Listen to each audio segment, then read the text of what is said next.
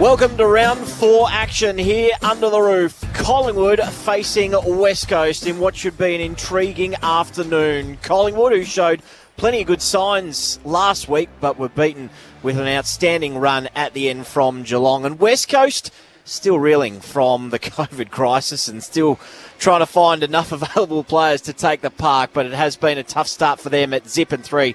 They'll be looking for their first win this afternoon. Andrew May's with you throughout this evening, which is quite balmy here in Melbourne. About 24 degrees outside. It's quite smoky. It's a bit of an odd atmosphere, but it's nice to be under the roof, under the lights here at the Docklands. Alongside me this afternoon to call all the action, Kelly Underwood. Hello, Kel. Good afternoon, Maisie. It's great to be here. As you said, yeah, it's 24 degrees in Melbourne. We're enjoying some late sort of summer weather into autumn and expected 26. The sun was out, but of course in typical Aussie rules football, the modern day sport, we've got the roof closed to keep the broadcaster happy and keep the sun out. So very much looking forward to this contest. I've seen a lot of the Pies so far this year and they're super impressive. And how can you not be impressive by the rising star this week, Nick Dacos, who's wearing the number 35 because of the tradition that started, of course, with Prestigiacomo when he showed some selflessness by saying he was injured in grand final week, but it just happens to be his old man's number as well. I can't wait to the end of the year to see whether Craig McRae will crack under pressure and give Nick his number 35 for the rest of his career. I'm not sure what will happen there, but good to see him awarded the Rising Star nominee this week. And I've come straight from the Fox studios where we've done the women's grand final. So the women's season done and dusted, season 6. Before we introduce our experts, I might quickly touch on the AFLW Grand Final because you watched every minute of it. Tell us about what it means for Adelaide. An extraordinary performance, and it's a dynasty for them. It is, and it's more than likely the exclamation mark on a dynasty. 3 premierships in 4 grand finals from the first 6 seasons in the competition. Erin Phillips, I mean, we know how good she is. She's an icon of the game. You just have to read the CV. 2 Olympics, 2-time WNBA championship in America playing basketball. She's a world champion when it comes to basketball. She's won today as of her 3rd premiership medallion. She's a 2-time captain, 2-time best and fairest winner of this competition. And within the next 48 hours, the silence has been deafening from Erin Phillips and out of the Adelaide Crows. She will announce that she's joining the crosstown rival Port Adelaide, which will kick off in August, season number 7, and she is going to drag quite a few players with her. The speculation is maybe 2 other All-Australians with her. Anne Hatchard was named best on ground today, an All-Australian Adelaide Crow. 26 disposals, had a set shot directly in front, missed that, so should have had a goal. She played with Erin Phillips for the Adelaide Lightning many years ago. Remarkable story in itself. But, yeah, congratulations to Erin Phillips. Chelsea Randall, the sole captain. She played well down back. They held Taylor Harris goalless this afternoon. Daisy Pearce played the first half up forward for 2 touches. They threw her down back, and she was the game changer. She got the D's back in it. But in the end, the Crows were good enough to hold their nerve. And, it was a great day. They deserved it. They were the best team all year, 1v2. But now the carnage starts, and there will be chaos in the next 48 hours because 4 new clubs coming in. Port yet to announce their coach. I think they'll announce their coach on Monday. And one of ABC's very own Lauren Arnell down to the final 2 or 3 there. So there's some big decisions and announcements to be made in the next couple of days. The Sydney Swans are trying hard to lure some big names. Ellie Blackburn's knocked them back already, but there's some other big names I think that the Swans will announce as well as new recruits. Speaking of grandstand AFL, Berkey's trying to hold on to as many of his dogs as possible. Yes, but, and he's done a great job because he has held on to them. Yes, absolutely.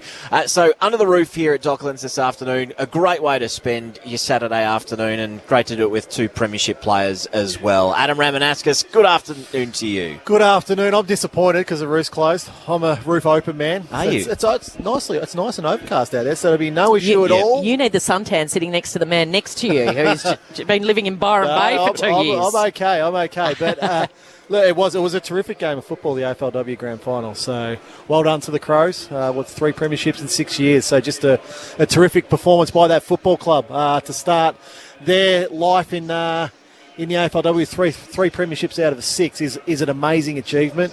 And as Cal said, yes, watch this space. It could be very interesting, I think, over the next couple of weeks in the AFLW sphere when the new rules are all announced and what happens there. So it's. Do you manage many of the women's players? Yeah, we've got a few. I think we got a nice. I think we've got 20 odd. Oh right, yeah, wow, 20 odd. So your phone would have been ringing hot in the last 2 weeks or so. Won't disclose that, Kel. I'm not fishing. I'm not fishing. Straight bat. Silly cricket He's season. changed. I haven't worked with him for a couple of years. He's changed. Very interesting. It's a very interesting space, and it's unique circumstances. 4 new clubs coming in, and they can just basically go and take whoever they want. They can. The rules aren't very clear, are they? So it's a fascinating little period for the AFLW and how that. Like 100, they've got to find 120 new players. Yeah. It's a lot of players. Yep. So how these new franchises fill their teams with 14 players first, they're allowed to take 14 current AFLW players, and the other 16 they have to go and find through a draft and through the VFLW system or interstate, however that is. So it's quite fascinating what the different clubs are doing. Yeah, Sydney already poaching people from Hawthorn's reserve team or VFLW team as well. So it's been, quite the move already. Brad Saul knows a lot about Hawthorn, a lot about premierships, and he's with us this afternoon. Sawley, hello. It's fantastic to be back. Under the roof, balmy conditions. I was just thinking about that conversation there, Rammer. Don't the player agents really just pep up when they do a player movement? No. So new clubs, new teams aboard into the competition. I'm actually the opposite.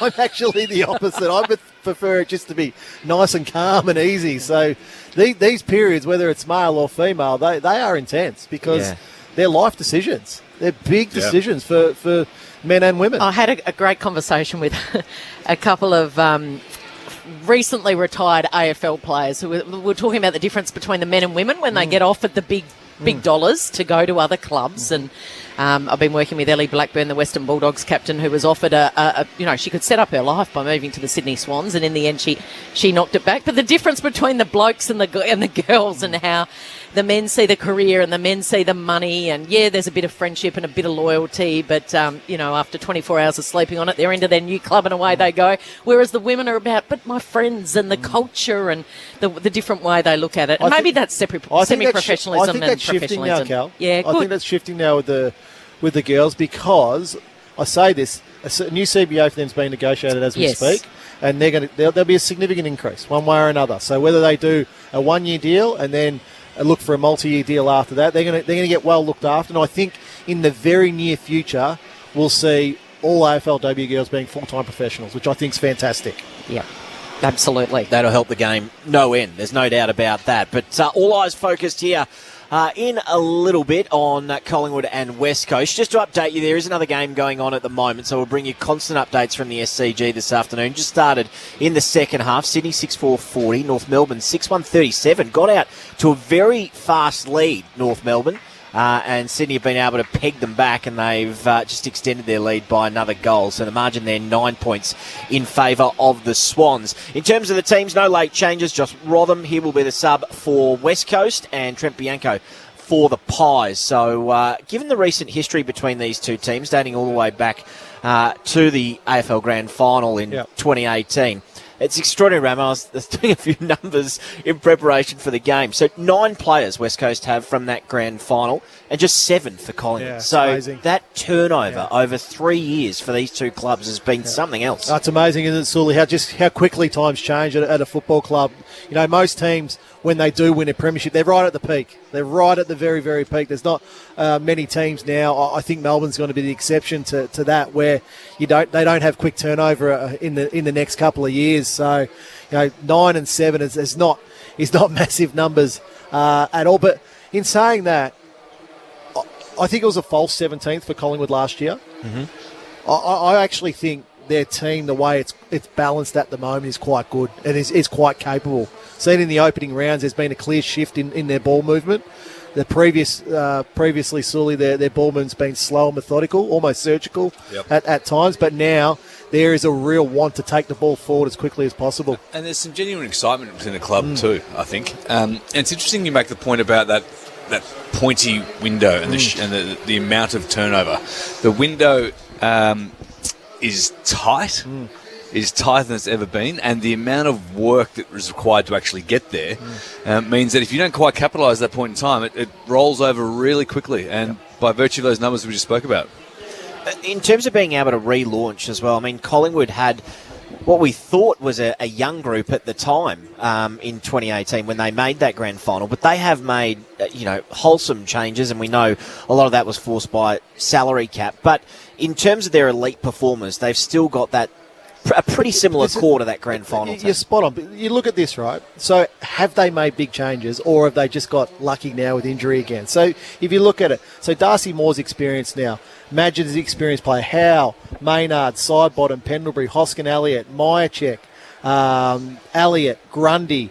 Lipinski comes in with some level of experience. Crisp is experienced. So they've figured out which experienced players they want. Mm-hmm.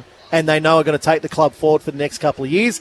Then they just start putting this littering of young players around them. And all of a sudden that becomes a core that you speak of, and you top that up with some of those young players, and you maybe pinch a couple of experienced guys from other clubs, and all of a sudden you're closer to that window than what you might have thought otherwise. How impressed have you been? You mentioned Collingwood's ball movement. The ability for Craig McRae to change that in a pre-season. How impressed have you been the first 3 rounds? There's two ways to look at this. The ball movement's been terrific, but listening to Craig McRae talk in his press conferences, he talks a lot about fundamentals. So you can move the ball as quickly as you want, but if you can't execute the fundamentals, it doesn't matter. You're going to turn the ball over. So I say this all the time. You can have the most whiz-bang game plan, style, structure, whatever you like. If you can't execute the simple fundamentals, kick, mark, handball, pick the ball up off the ground, lay a tackle, it doesn't matter. And that's what I've been most impressed with. There was a ball fest when I watched them a couple of weeks ago against Adelaide, but they simply were just much better at the fundamentals than Adelaide. Adelaide are a young team, and that's what I'm looking for in a young team. I'm looking for, can they execute under pressure? That's what Collingwood are doing now. They're taking the ball forward solely with speed, but they're using the fundamentals of football better. It's still a simple game, and that aspect hasn't changed, and it can change colour, and we can make it more complicated than it actually is. You had a similar core going through your time, Sully, seeing a couple of different iterations of a game plan. How hard is it to learn that new game plan? I know you shifted basically in a couple of years away from what you're doing in 2008 and then going through to the next 3 flags. But how hard is that as a player to learn, to think about it while you're out on the field? What does that take? Yeah, I think more importantly, the core group of guys that went through from 07, 08, and then it could have gone either way the years after that. But the core group stayed together. We obviously added a few key players, Hale, Gibson and Burgoyne in particular. And that's where the importance of, Brian Lake arguably as well, that's where the importance of actually recruiting becomes imperative. But culturally and that the fundamentals and the core, that doesn't change. We lost that for a really short period of time, but then got back hold of it again and could build on it from there. So you flip that around, Maisie, then you look at West Coast. Josh Kennedy, Liam Ryan, Jack Darling, Willie Rioli was there, Liam Duggan, McGovern, Barras, Hearn. Nat Nui was injured, but he's experienced. Jack Redden's experienced. That's it. And that's what you match up now. If you're trying to renovate your team, whatever you want to call it these days, rebuild it, relaunch, whatever words and changes every couple of years, whatever the media team want to sell and the like. But that's what you look at. Like I look at Collingwood's side there, and I'm probably more confident with their core than I am with West Coast core, particularly because of you look at that core and it's still young enough. It's still got a number of years to go. You look over on the flip side with West Coast. Kennedy's probably he's coming to the end, obviously. Hearn's coming to the end, obviously. Even Nick Nat's getting older.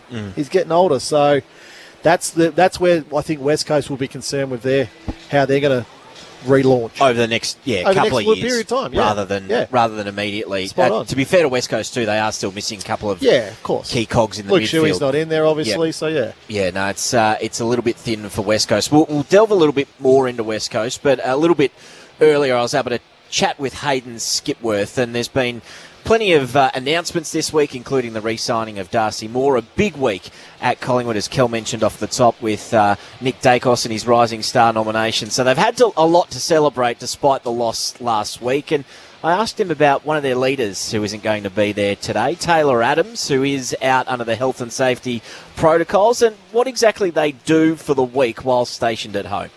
Yeah, with technology these days, we keep them involved with the meetings through Zoom.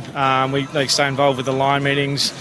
We push content out to them as well, depending how they're feeling as well. If they're really crook, obviously we leave them alone. But if they're feeling okay, we try and keep them as involved as we can. And then what sort of testing do they have to do when they get back to the club? Is it almost like a mini fitness test and then they're back amongst the program? Yeah, it's basically checking their energy levels. Yes, to see if they can get through a full game. If we don't think they can get through a full game, we might play them in the VFL, give them a half. If they feel up to it, then we'll throw them back out there. So the sub today is Ash Johnson. Tell us a little bit about Ash as well for those Pies fans at home. How's his development been? Still yet to play a game, of course, until this afternoon. Yeah, so he actually played VFL just before, so he was in emergency, but he's very close. But his form's been unbelievable coming into to this game. He's kicking, I think, kicked 4 goals last week. His aerial was really good. He's obviously kicking goals for us. So he's right around the mark and hopefully gets his chance soon. The midfield's going to be an interesting battle this afternoon. Both teams are struggling for troops in there, or at least first-choice troops. How hard is that to study the opposition midfield and then also adjust your own at the same time and educate perhaps some players who wouldn't get a run in there normally? Yeah, it's an interesting game. They've been hard to scout, obviously, with all the ins and outs over the last 3 weeks. So the midfield will go a long way to winning this game, as we know, and they've still got Nick Nat and some really good mids in their midfield. So obviously Taylor out and Geordie to go out for us is a big hole in our midfield, but we've got Cal Brown in really good form in the VFL, who'll spend a fair bit of time around the ball, and we'll probably ask Jamie Elliott to do a little bit more through the midfield as the game wears on. Extraordinary momentum swings last week, and we've seen it all year to start the season, where teams can get on a roll and then the opposition can do exactly the same. I might ask you about stopping the momentum rather than getting on it, because you've shown that you can kick a lot of goals in quick succession like last week. But what do you do during the week, this week, looking back at the game against Geelong, to try and put systems in place to stop a run on? Yeah, well, obviously, the first thing is you probably slow your ball movement down, go a little bit wider to create some more stoppages. But we spoke about potentially putting an extra around the ball. Like we were getting smashed in the contested possession and clearances, so bringing an extra forward up, or vice versa, putting one behind the ball. So, you're sort of looking to rebound a little bit more. So, if it goes that way today, then we'll look at either one of those. If it's from stoppage, we'll put an extra around the ball. But if it's in general play, we'll probably put one behind the ball. We spoke a little bit about communication with Taylor and him spending time at home and COVID-affected players. What about communication internally when there's a great announcement, a bit of good news around the club, like Darcy Moore re-signing during the week? How does that get announced to the players? Because we normally see it on social media, but what was that announcement like this week? Yeah, we've had a fair few kids sign up as well. Fly doesn't talk about contracts internally, so sort of business as usual, but obviously everyone knew that the last week or two we've had a lot of key re-signings of our younger players, and obviously Darcy Moore is a big part of our future, so nothing major internally. We sort of just get on with business as much as we can, but one-on-one everyone gets around and congratulate the guys. Tell us about Darcy as a leader as well. It was something I know that was spoken about a bit during the week, not only externally but internally as well. Just his development as a leader amongst that backline, which has a few experienced heads around him, but there's still a fair bit of inexperience as well. Yeah, no, he's grown. This is going my third year. He's grown every year as a leader.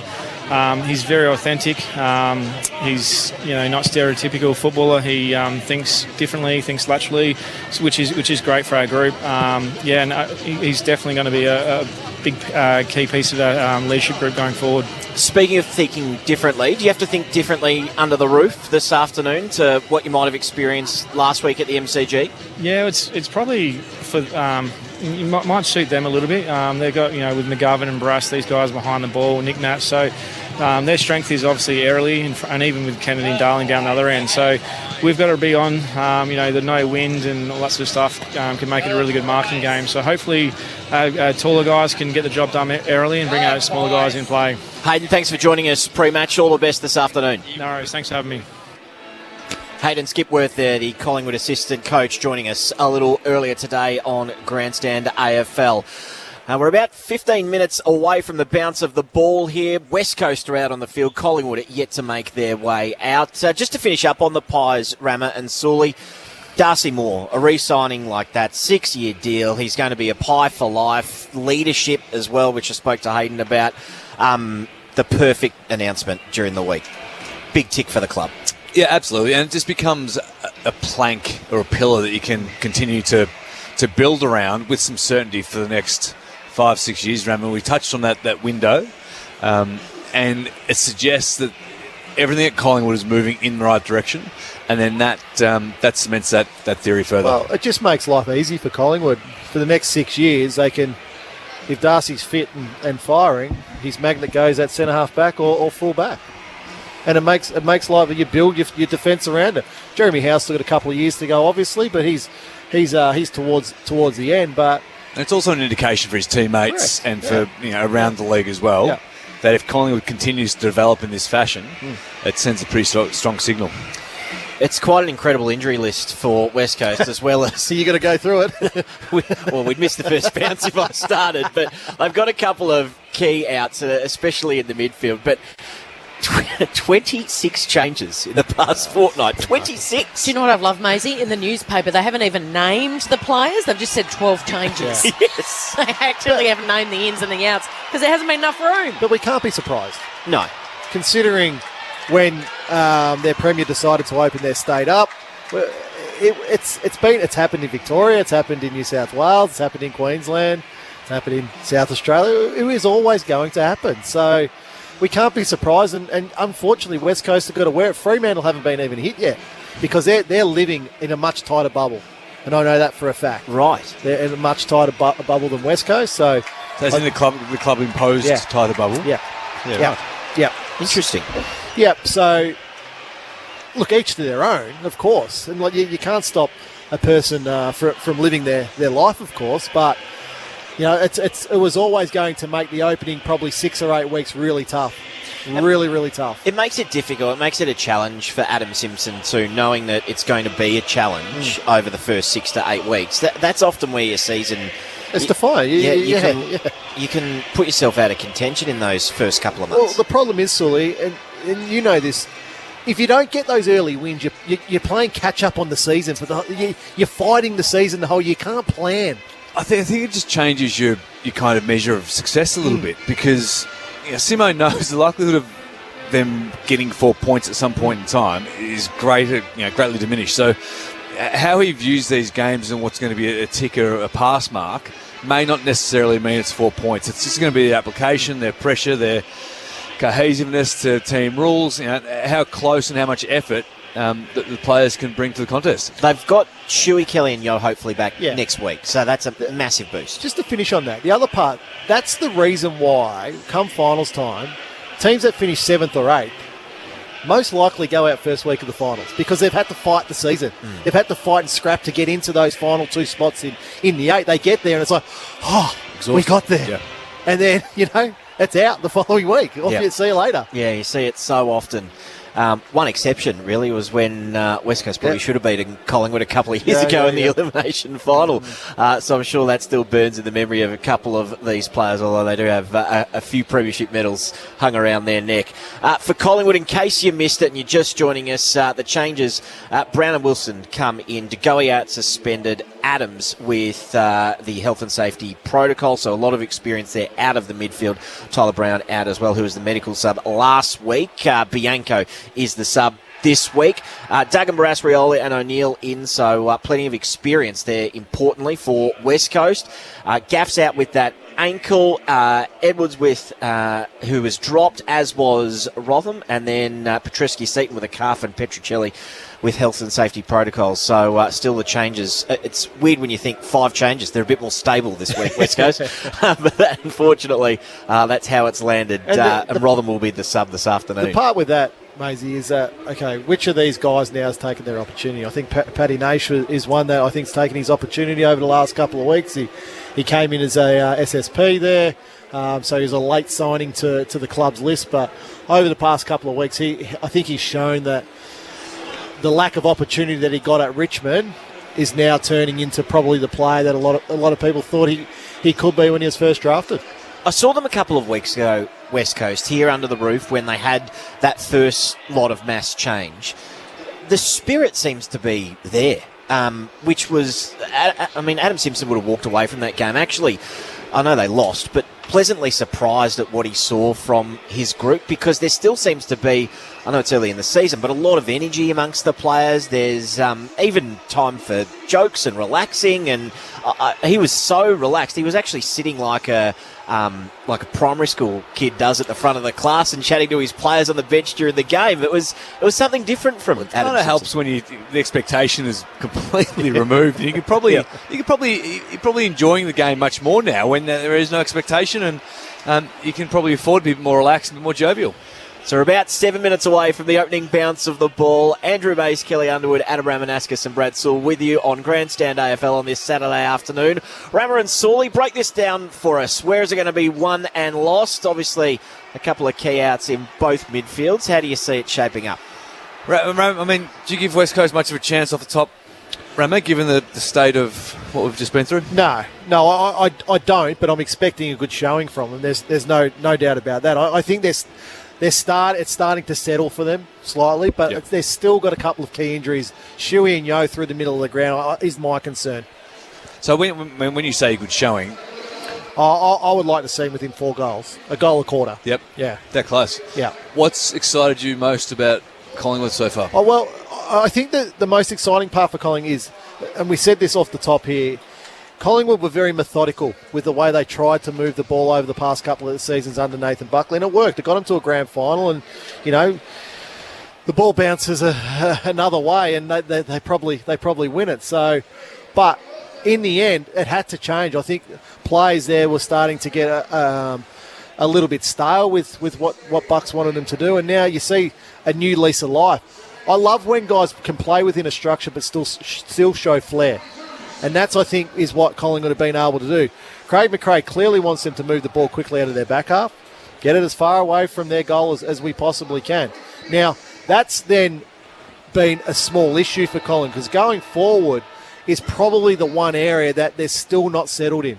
Nathan Kruger came in against Adelaide and looked okay. Mason Cox hasn't been able to make his way back into the team. Darcy Cameron doesn't look comfortable when he's down there. So Mychek and Elliott are probably their two mainstays as those forwards. Elliott is a better player when he's able to get up the ground. Last week he's able to get up the ground against Geelong, kicks a couple of goals, had 24, 25 odd possessions. But when they don't have that other scoring option inside their forward 50, they expect Elliott closer to goal. Yeah, I continue to scratch my head when I see someone like Scott Pendlebury running around in the fashion that he does out there, just continuing to make it look so easy and evergreen almost. Have you liked his move to the back line? I think it's common for these guys that are getting late in their career. You can just see the game so much more easily, and you can play the game on your terms. You can decide when and where and how you want to position yourself and when you need to go. It's almost a game of preservation to a certain extent as well. He's smart enough to clearly be able to do that and to play like a quarterback back there in the way that he sees the game and uses the ball. I look at it this way. You look at Luke Hodge when he was... I know Luke Hodge played a lot of halfback, but even when he went to Brisbane in the end there, he just was able to direct traffic. He was, led the orchestra there nicely. Matty Boyd, when the Bulldogs won the premiership in 2016, he was a high possession, went through the middle of the ground, but then was able to go back. And just when you've got a younger team, to be able to give your players up the ground some confidence of where they need to stand because you've got someone behind you telling you, that becomes critical because then you know you're doing the right thing. So that's where that change goes. The other one that I've really liked is still sideball, just going up to a wing. Just playing back on a wing. Yep. Just, use his running power, use his kicking ability. In the past, they've had him in the middle of the ground. They've had him half forward. He's been a superstar player for the Pies for so many, many years. But now in the twilight of his career probably as well, he might have 3 years to go. Play up on a wing, still runs as good as anybody throughout the competition, but it's that delivery going inside forward 50 that becomes absolutely critical. Grundy looks like he's back to where he was in his body, so I think that really helps. Now that's going to be an absolute fascinating matchup today. Grundy and Nat Nui, how that plays out. We know Nick Nat's so positive when the ball hits the ground and how he likes to follow up. How Grundy's able to nullify that, because you get forward momentum at the Docklands, it's in the goal square before you know it. So that's where Grundy has to be very, very careful. If he's able to get over Nat Nui in the ruck contest, which not many people are, fine. If not, it needs to be a 0-0 draw in the middle of the ground, Sully.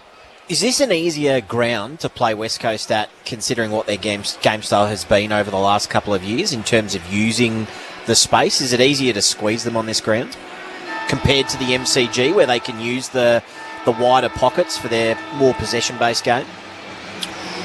I think if you're clutching at that, you're probably not in the right space. I think West Coast are more dangerous here because of that forward momentum. When West Coast are at their very best, the ball's flying around everywhere. They're getting handball receives, overlap, run. You know, as I mentioned, Nat Nui through any contest through the middle of the ground, whether it's boundary throw-in, centre bounce, he's trying to get that forward momentum going.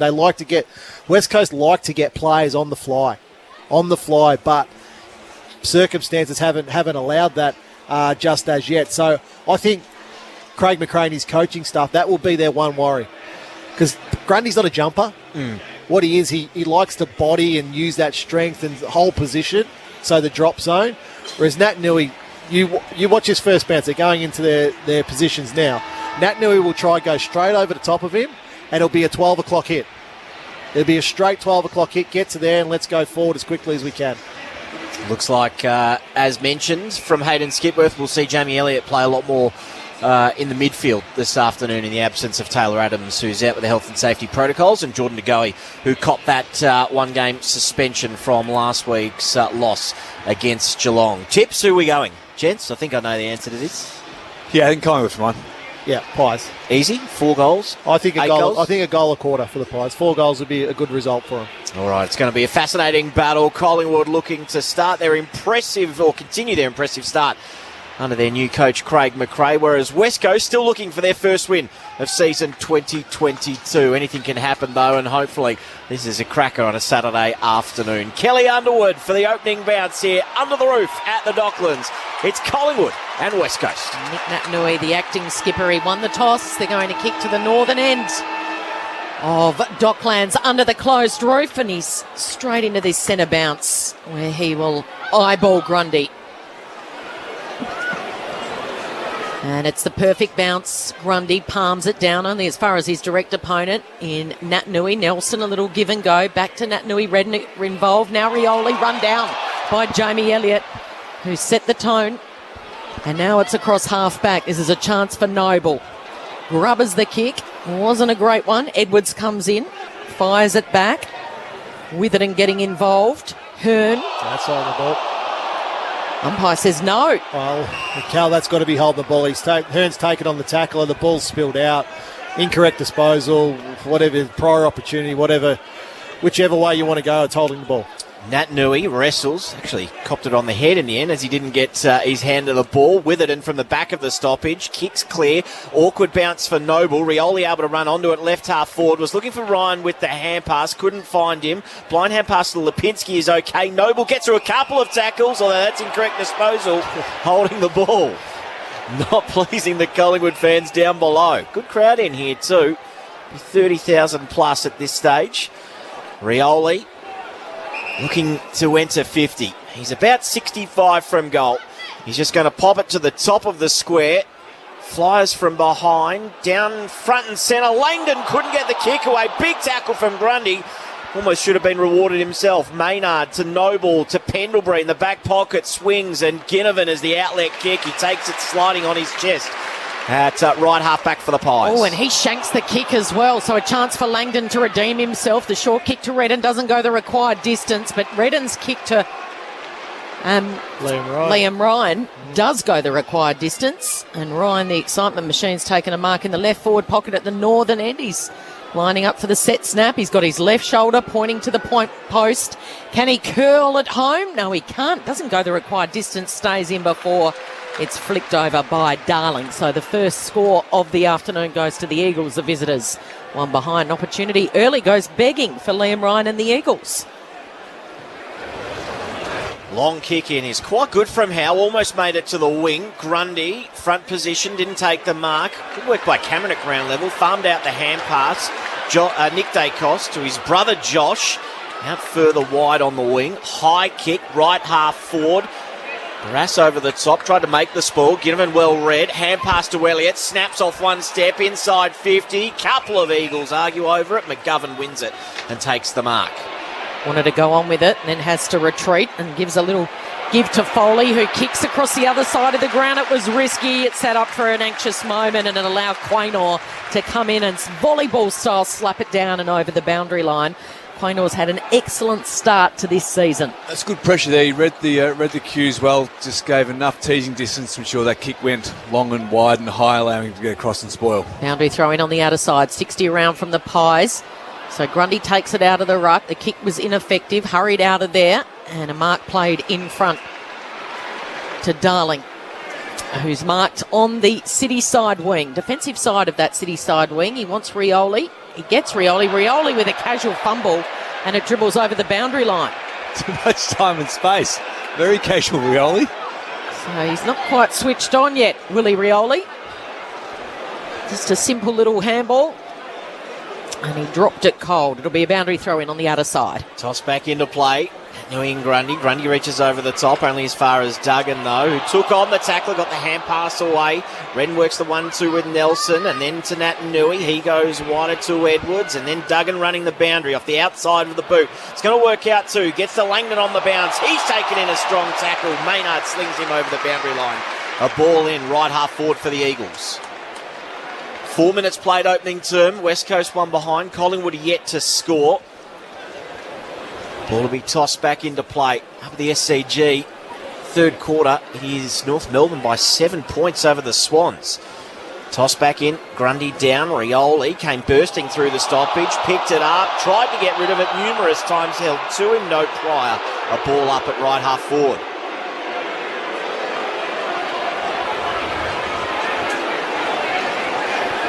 Tossed up immediately. Nat Nui to Rioli, to Nelson.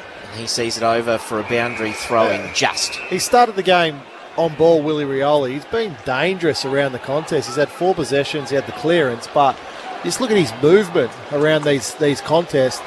Doesn't look like he has necessarily a direct opponent, but he is the one on the move at the moment for West Coast. So flick back in. Nat Nui tries to outmuscle Grundy in the ruck, both on hands and knees, and they hold it in jump ball style. Willie Rioli, he kicked 4 goals in round 2. Good return to footy this season. Flick down now. Rioli tries to get involved. A little toe poke off the ground. And it comes the way of still Sidebottom, whose kick short has been picked off. And this is a chance for the Eagles. Duggan's got it. He's got it on the outer wing and he's driving it long. The target is there. Caught behind was Darling. Ball hits the deck. Slapped down here by Noble. Coming in is McInnes. He's tackled to the ground. Reef McInnes playing his second AFL game. And a boundary throw in. 40 metres out, directly in front from the Eagles' goal. Nat Nui goes at it again with Grundy. Nat Nui taps it and it's a holding and it's against Nick Nat Nui, and Grundy will take it in that defensive 50. Wants to go quickly as well, Grundy. Plays on immediately. Wheels around onto his right boot. Elliott over the top. Spoiled away from him. Ginnivan couldn't get onto the ball. Now a chance as Witherden's taken off it. Ginnivan came again. Was looking for a high tackle and he got it. It's high twice. And it's a bit of a wrestle as well afterwards too. He's the new number 1 niggler in the game, isn't he? He's the new Hayden Ballantyne. He's got that look about him, hasn't he? Oh, it's great. Ginnivan kick to right half forward. Barris going back with the flight. Lovely mark drifting in from the side. And he just settles things down for the Eagles. Short kick. Witherden takes the mark. Left half back. I'm not sure, Cal. People going after you week in, week out does a lot for your energy. Chance now for Witherden. Witherden long, straight through Darling's breadbasket, and there was a free kick in front, and it's going to go the way of Dixon. So Dixon looks inboard, risky kick as well. It's going to work out okay. Duggan takes the mark, spins off his opponent, kicks to the hot spot, 10 out directly in front. Kennedy couldn't take the mark. Pendlebury there to clean up. Hand pass to Noble, hand pass to Quaynor over the top. It's all right to Brown. He takes off, good kick too. Out of defensive 50, and he finds Mychik left half back for the Pies. Short kicks on to Pendlebury, back inboard, and he goes in that direction. So they've done well here, the Eagles defenders, to flood back.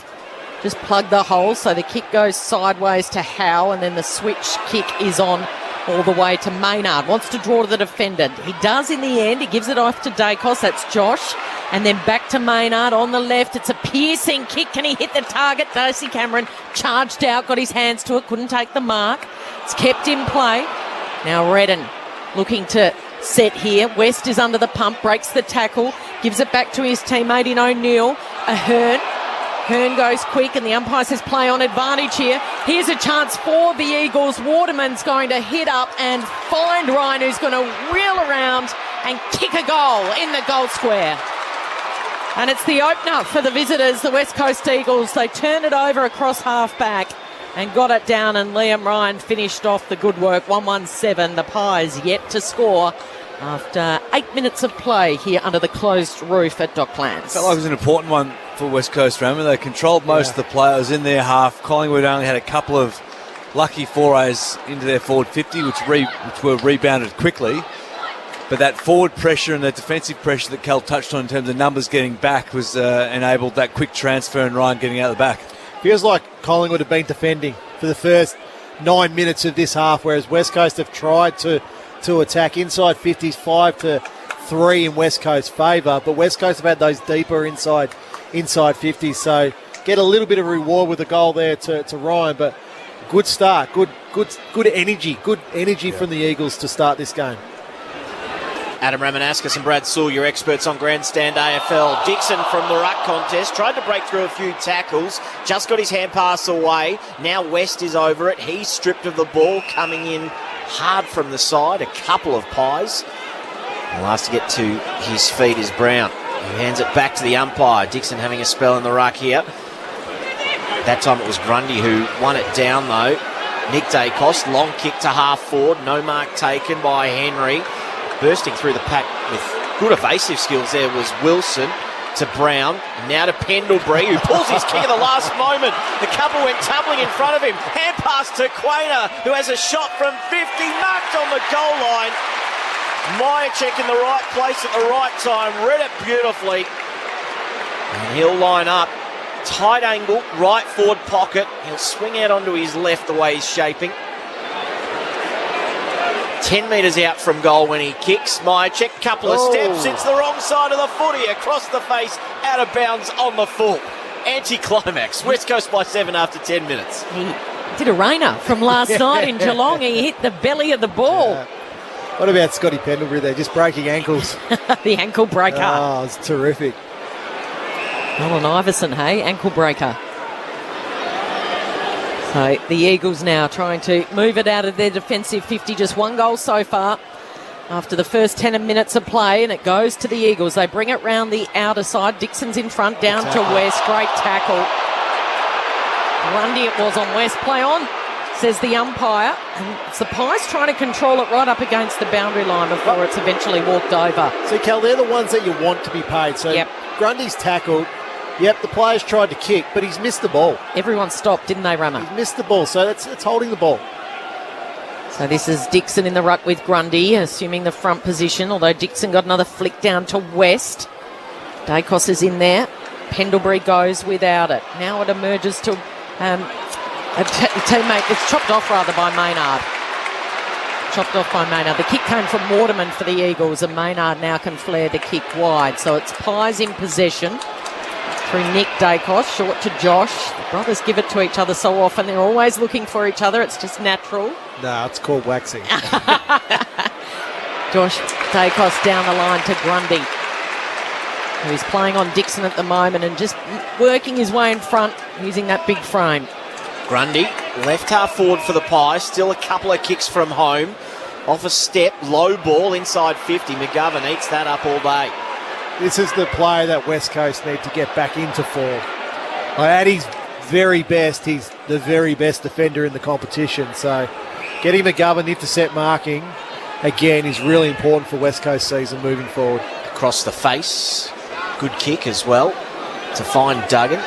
Duggan further afield to Naish, and now he comes broadcast side to the wing. Darling caught in a 2-on-1, and he wins it at ground level. Good work Hand pass was good to Jones. Big tackle by Sidebottom. Dispossessed. Madgen. He kicks down the line. Does it stay in? It does.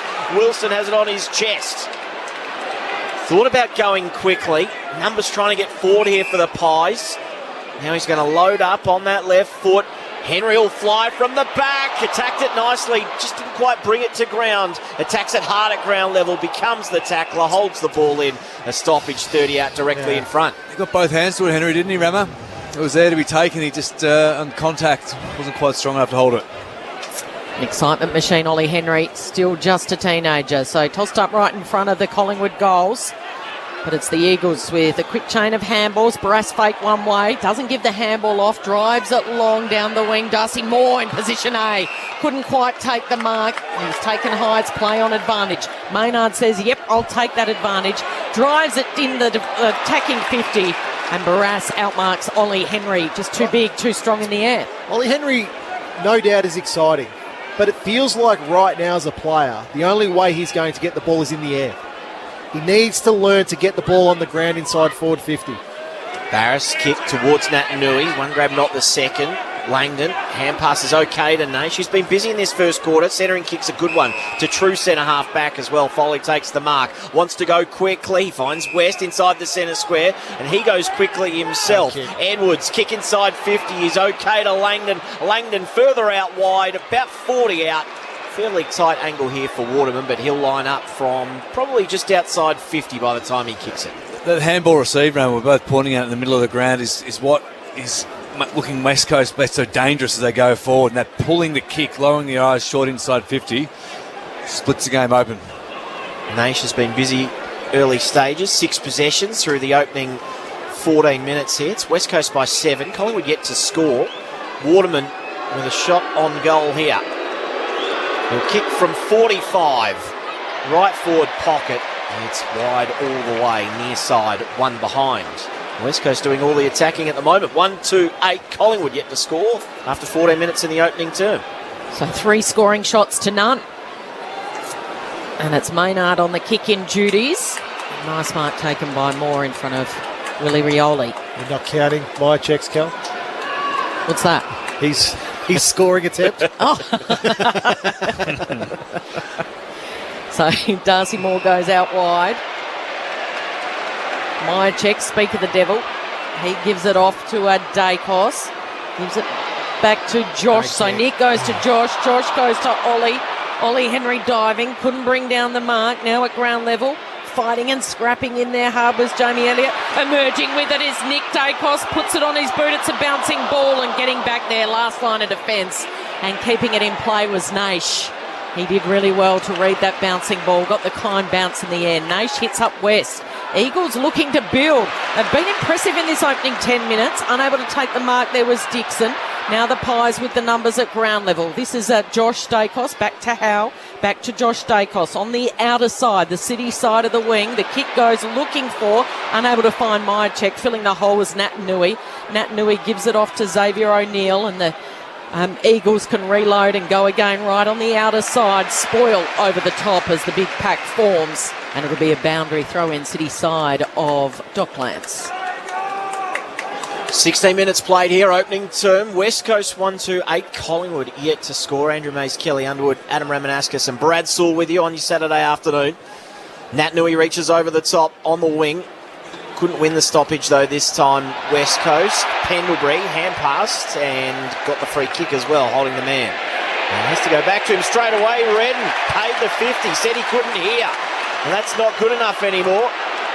And Pendlebury quite cheekily knocked the ball out of his hands too, hoping for another 50. He's got to be careful here, Redden. This will march Pendlebury. Good 50. Oh, he's giving him 60. Pendlebury, I think, was looking for the pass. Thought, I might as well have a shot.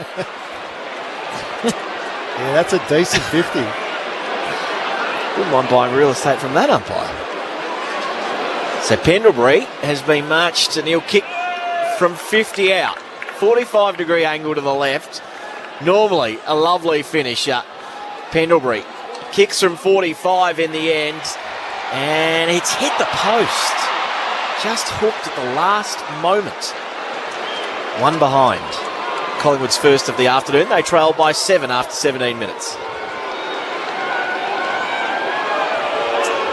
So Hearn's got the Sherrod in his hands at the southern end. He goes straight down the centre of the ground. Flying in was Darling. Moore made a contest of it. The ball hits the ground.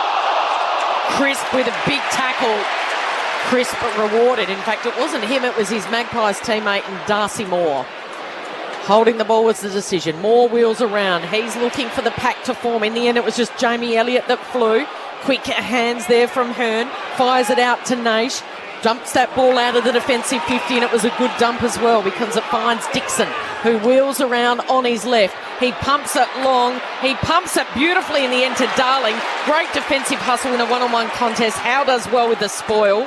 And now a chance for Noble. A little give and go with Madgen. Back to Quaynor. And the Magpies have worked it well to the broadcast wing, although Wilson drops the mark. Great play by Callum Brown. He gives off the handball. He gets it back. He delivers looking for Jamie Elliott, but the bounce favours the Eagles, and once again they're able to repel West Coast. McGovern, experienced duo there, goes back to Hearn and then short to Duggan. Left back pocket. Now to Nelson, outside of defensive 50. So they look pretty comfortable in defence at the moment, the Eagles, even though they've been under a bit of heat.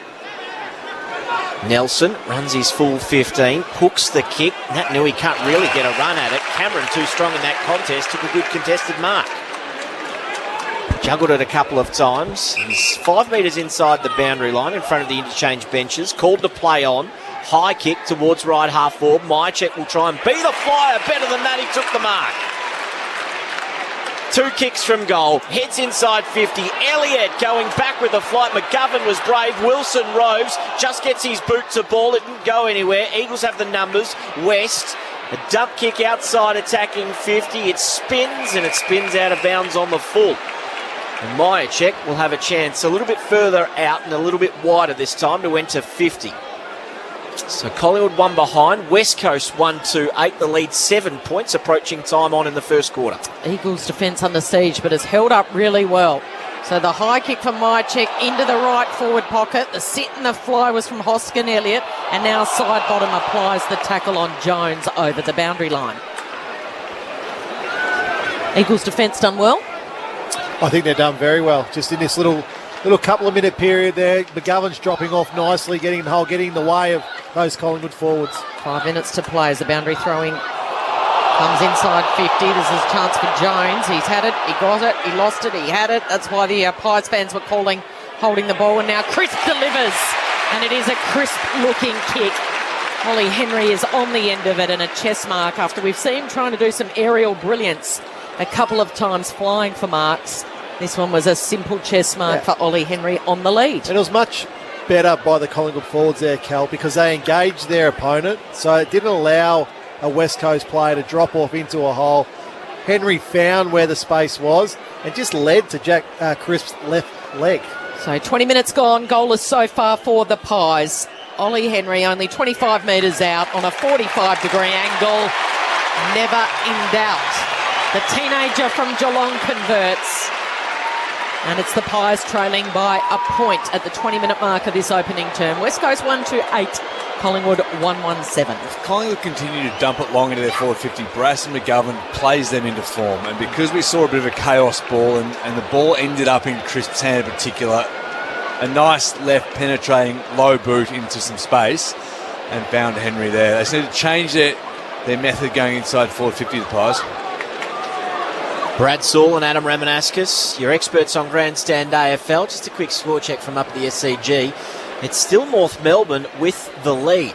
10-6-66 the Swans, 12-2-74 North Melbourne. Haywood has just kicked a goal there, so they've got a bit of work to do, the Swans, in that final term, just a couple of minutes old. Back here, though, under the roof, lovely tap from Grundy, down to Elliott, who swung onto his right boot. Intelligent knock forward there by Nick Dacos. Got it inside 50, although numbers were set for the Eagles. Awkward kick coming out of defence there by Foley, and almost chopped off in the end. In fact, it's held up by a couple of Pies over the top. One of them's Crisp. He wasn't letting Langdon go anywhere, neither was Quaynor, and it'll be a ball up, still inside the centre square. Grundy Wrestled Dixon out of it, then kicked it high towards the top of 50, or possibly a tunnel there it was. And it's a free kick to Ollie Henry, who's enjoyed a good couple of minutes. He's had a few half chances this afternoon, Henry. 14 games up against, he was Hearn, who's playing his 305th. Henry, shocking kick. That was an absolute shank. And then Redden had absolutely nowhere to go, so he just hand-passed straight towards the boundary line. And the most deliberate out of bounds you'll see this year. No one within Cooee. And so the free kick goes the way of the Pies. And it's going to be Reef McInnes, who played last week. First game, snaps towards goal, misses near side, one behind. Collingwood 1-8, West Coast 1-8. First term is 23 minutes old. Not quite switched on, the Pies, this afternoon. No, they're a little bit fumbly at the moment. I think the Pies, they're just not clean with their disposal, and then when they do win disposal, their kicking efficiency is quite low at the moment. So a bit of a lacklustre start for the Pies. So Hearn to Edwards to O'Neill for the Eagles, who's going to hug the boundary line and go around the outer side, and Grundy read it best in the air, outmarking. It was Dixon. He's playing just his fourth game. Grundy goes along, packed forms. Cameron was the target, couldn't take the mark, and once again at the fall of the ball, it's all the royal blue and yellow.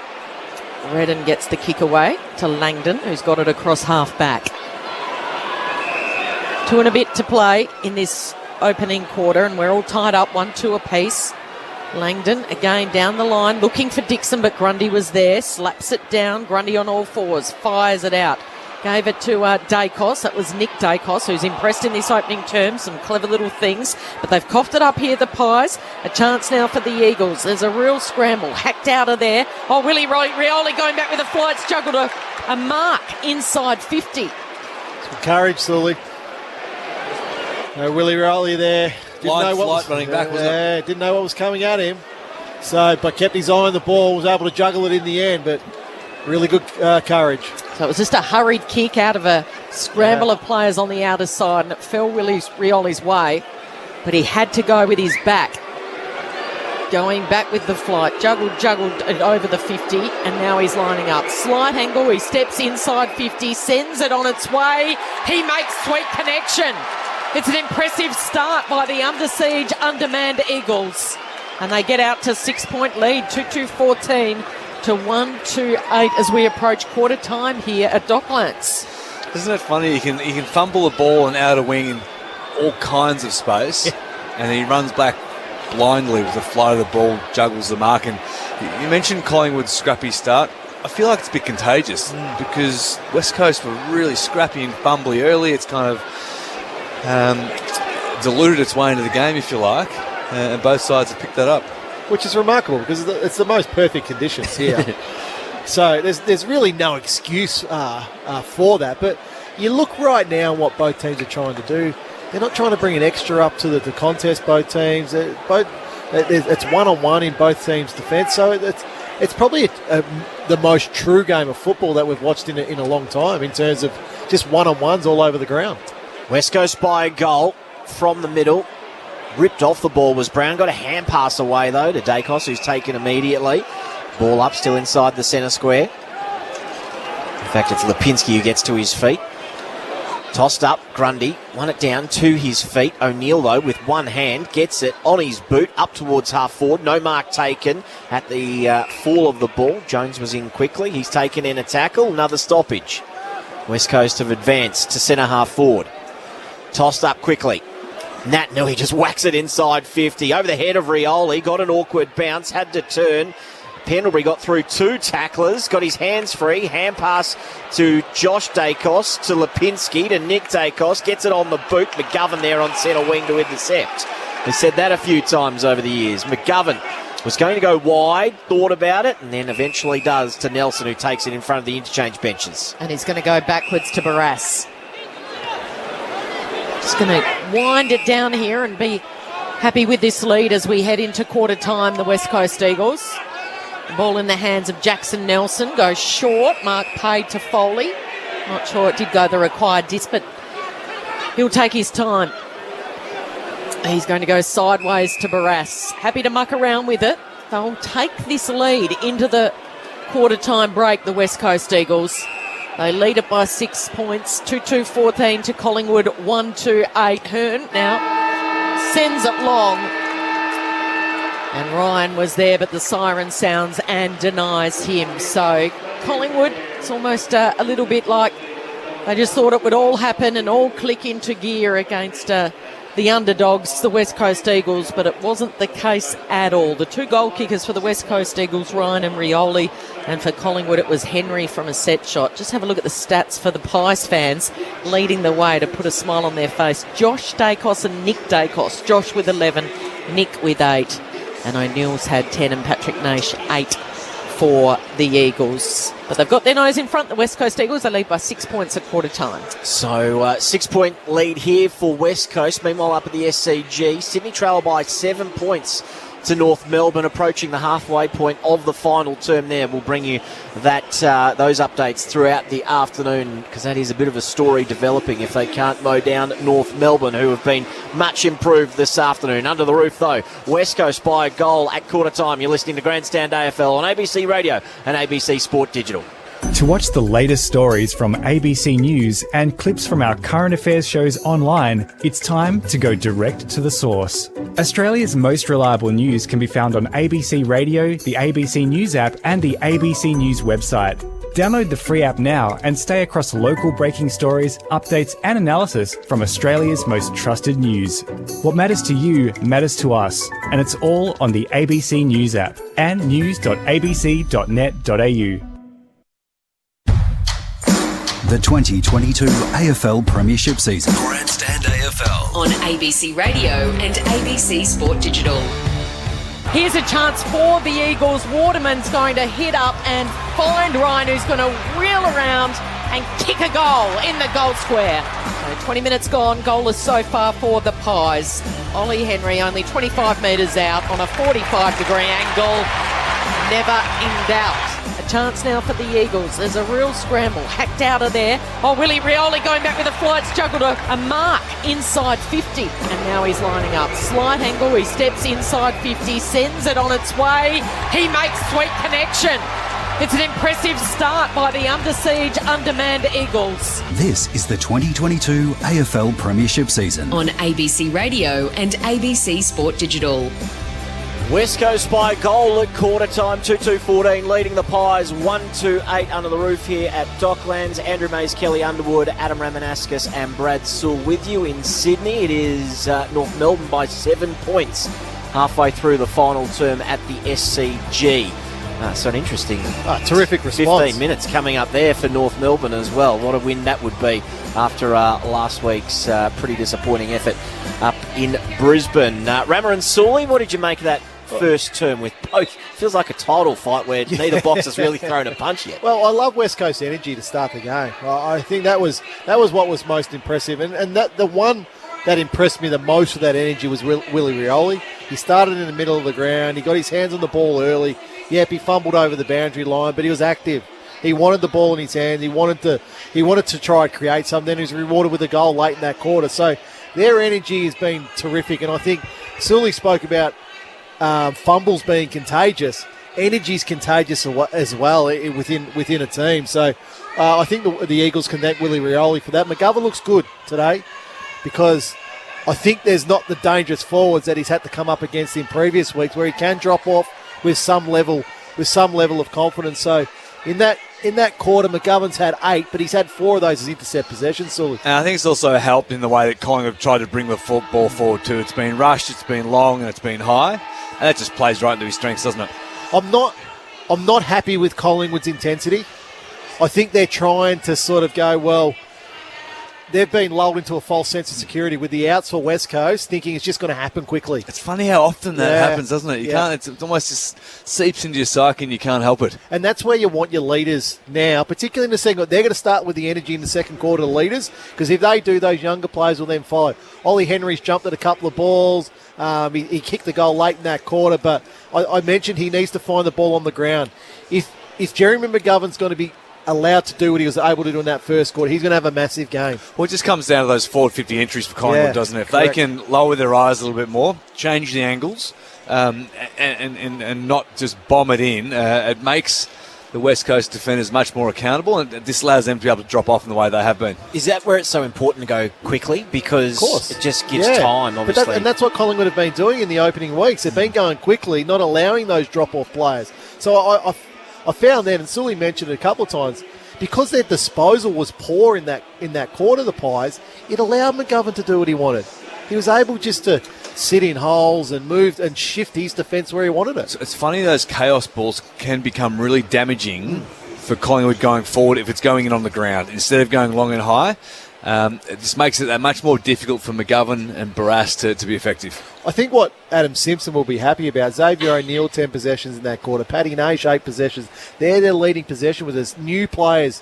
Now, Xavier O'Neill's been there a couple of years now, so you look at where Sully's just pointing to the screen there. The 50 metre that Scott Pendlebury got was 64.5 metres. There's your real estate agent, Maisie. He's the man you want. And he didn't make them pay in the end. No, he didn't, which is rare for Scotty Pendlebury.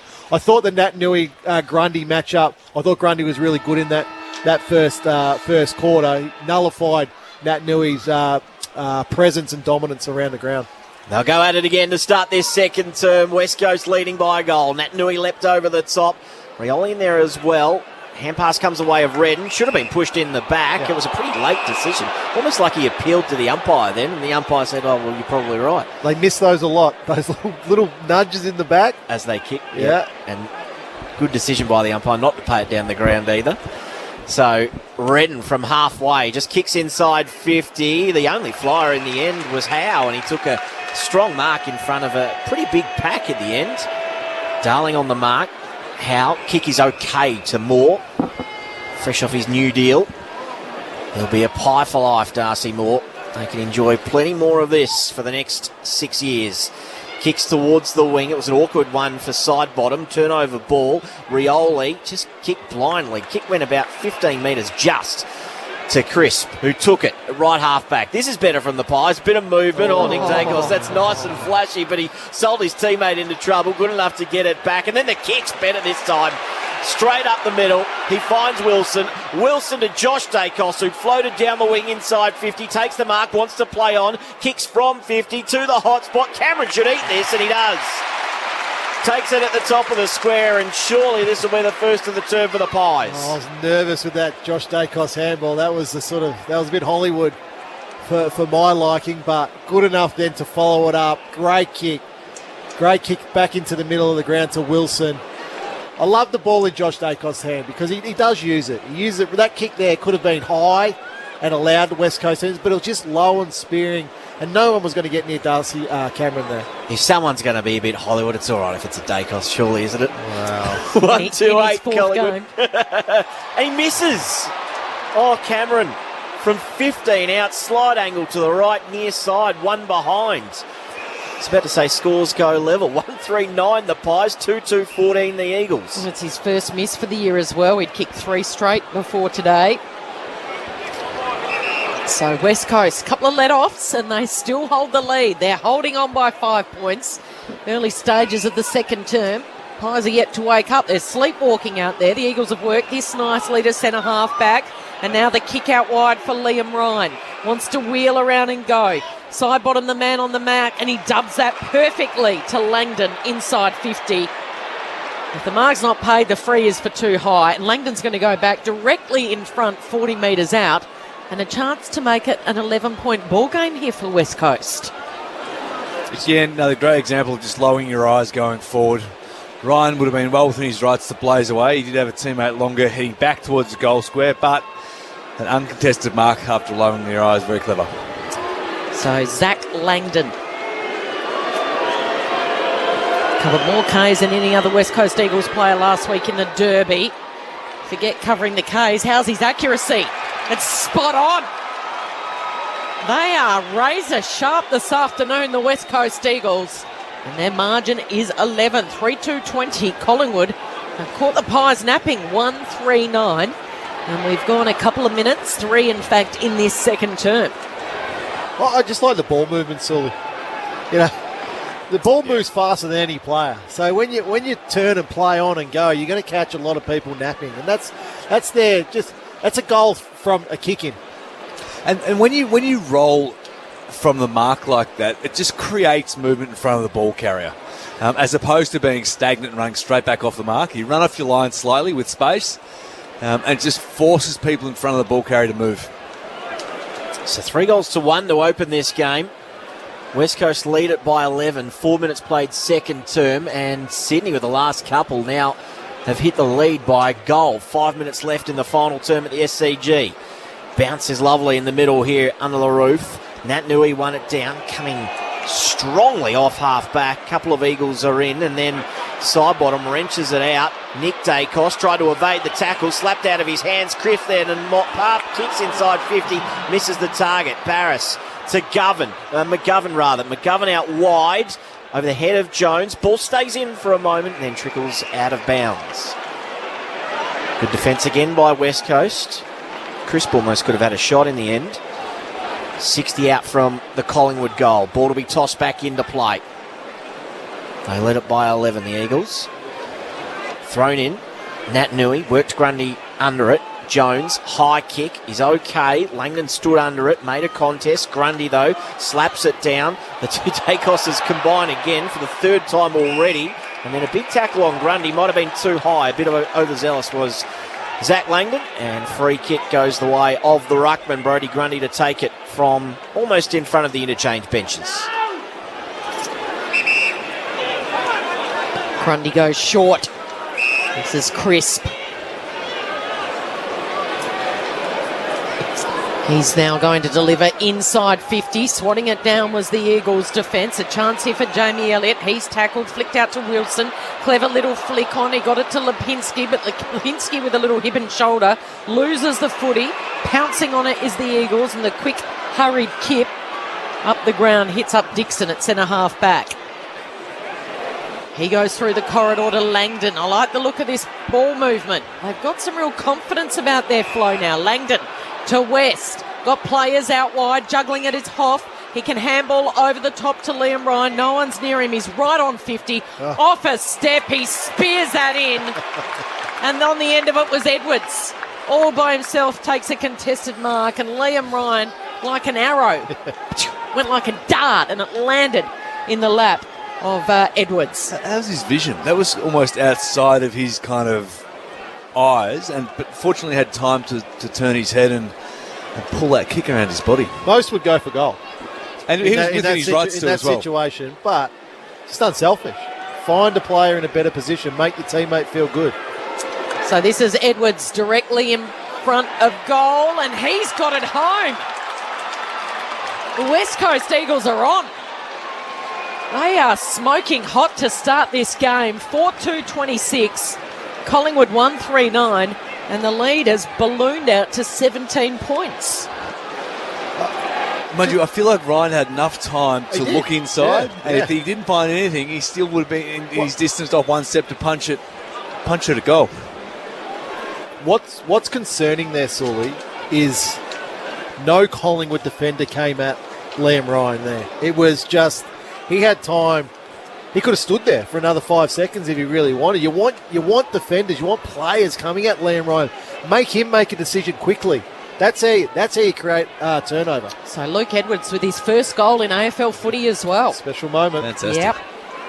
Brad Saul and Adam Ramanaskas, your experts on Grandstand AFL. Andrew Mays, Kelly Underwood calling action for you this afternoon. Grundy out of the ruck. Brown just poked it forward. Got it to centre half forward. Wilson onto it. Kicked away from him by Grundy. Henry, if he meant it, it was ridiculous. Out of midair. A kick 15 metres laterally to Hoskin Elliott. Do you reckon he meant that? No, he did not mean that. Giving him a bit much credit, the youngster. Look, he's exciting. Exciting. Great to get the ball forward. No, that's regardless if he meant it or not. It's the intention of get the ball going forward, which I like. Wasn't in a marking contest either, Rama. Correct, on the ground, inside forward 50. Go. Terrific. Hoskin Elliott, 40 out, slight angle to the right, and he kicks it. A much needed steadier for the Pies. 2-3-15, West Coast 4-2-26. 8 minutes gone, second term on Grandstand AFL up at the SCG. 2 minutes left on the clock. Sydney by 5 points. North Melbourne have it inside their forward 50. And they're going, and almost right at on the line. post. Horn Francis. There's a massive scramble in the goal square. Well, there's been a lot of rugby at the SCG, so it's what it looks like at the moment in the wet. But that one going down to the dying stages. A much-needed goal, that one for much-needed goal. It definitely is big and important for Hoskin Elliott too. You know, at his very best, he's a classy half forward, but it's just getting him confidence, Sully. Getting the ball in his hand. Go and find the ball. Go and use your leap to take some marks. West Coast Eagles by 11 points. 9 minutes gone in the second term. Grundy takes it out of the ruck. Great smother applied from the Eagles. It falls the way of West. A high kick. It'll land here. Noble floats in from the side. Waterman was at the drop. Couldn't control it. Noble stole it from him. Gives it off to Dacos. This is Nick, who delivers out wide. Slipped through the hands in the end of Hoff. And then they stacks on. It'll be a pole up. And a ball up half forward here for the Pies. Attacking side of the wing, in fact. Umpire clears some way for himself. Grundy had a couple running past. One of them was Ginnivan, and he misses him out of bounds. About 10 metres forward of halfway for the Pies. Up at the SCG, 40 seconds left on the clock. Swans by 5, trying to hang on. Well, North Melbourne had a big opportunity there to take the ball inside forward 50, but they're chipped short in the wet and turned it over. Ginnivan almost sharked the tap. Grundy on hands and knees. Slid, got the hand pass to Crisp. That was very nice. Now to Ginnivan, flat-footed. Back to Crisp, running to the top of 50. Got tackled, just got the hand pass away. Now in the scrimmage, plenty of players dive on it. O'Neill's going nowhere, held to him. And we'll have a ball up inside Collingwood's attacking 50. 11 points the margin in favour of West Coast. 2-3-15 plays 4-2-26, and Heaney looks like he's kicked the winner with 4 seconds to go up in Sydney. Kick comes forward. Now Nat Nui onto it. Hand pass, put O'Neill under pressure. Got out of 2 tackles nicely. Nelson, hand pass over the top of his teammate. A couple of Pies, including Ginnivan, who can be a little bit cheeky, just asking for deliberate. Umpire was having nothing of it. It'll be a ball in just at the top of 50 for the Pies. So the Pies pressing again. Can they get back-to-back goals and get themselves back in this contest? Nat Nui beats Grundy in the air. Down to Edwards, who worked it to Nelson. A high ball won't stay in. It bounces once and over the boundary line right in front of the Eagles bench. It was deliberate. So a free kick to Noble here. So Noble will send it deep inside 50. Packed forms. Flying over the top was Barras. It'll spill the way of West. Nice little sidestep. And then he gives it to Hoff. Hoff's kick down the line. Darling sets himself. Darcy Moore, great spoil from behind. To Crisp. To Maynard. To Brown. Here's a chance for them. This is Dacos. Nick. Short. Standing start. Tom Wilson does well. Spins around. Ginnivan's there at the top of the goal square. He has to defend instead. Hearns wayward handball. It's going to come the way of Lipinski. Back to Myercheck. Snap was smothered. Brilliant, desperate smother by McGovern in the end. And it ricochets over the boundary line. Terrific by McGovern. He made a mistake. He tripped over when he was about to receive the handball from Hearn. But then was able, another effort to go and smother the ball there on Myercheck. Full time at the SCG. Swans win it by 11 in the end, but they would have had their hearts in their mouths in the last quarter. Ginnivan through the stoppage. He's taken high. Got very low. Nat Nui couldn't get down low enough. Took him over the shoulder. And he'll have a set shot from 35 out, slight angle to the left. Gets a few high, Jack Ginnivan. Low centre of gravity. Final score at the SCG at Sydney 13-8-86, North 12-3-75. A margin of 11 points. He's going to go the snap here. He's probably only 10 or 15 metres from directly in front. Wheels around on his right and delivers. And Collingwood have 2 in a row for the first time this afternoon. 3-3-21, 4-2-26 the Eagles. The margin back to 5 points. Tell me, Ramo, that type of set shot on goal, are you seeing that in the under-18s as well? Or is that something A little bit, not as much as AFL. So where or how or why is it? Because that angle. Yeah, he's a right footer. Yeah. Perfect side, nice angle. He should be able to kick that set shot straight. I just think the margin for error doing that snapshot is a lot more than kicking. So, yep, okay, kick the goal. But it's just, I don't know, is he practicing 100 of those rather than 100 straight set shots during the week of training? It's hard to understand why he'd choose that option. So if he is, are you happy with it? If he's practicing it 100 times, no worries. Back underway in the middle, and the Eagles win the clearance.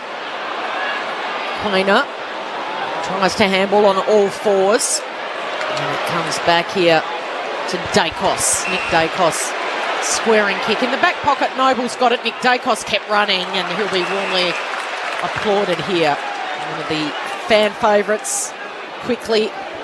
And why wouldn't you? 15 disposals for Nick Dacos. He's had it more than any other player on the ground. We're halfway through this second term. Big pack flies on the wing. Free and play on advantage here to the Pies. Mychek sends it inside 50. Waiting at the drop there was Henry. He's tackled.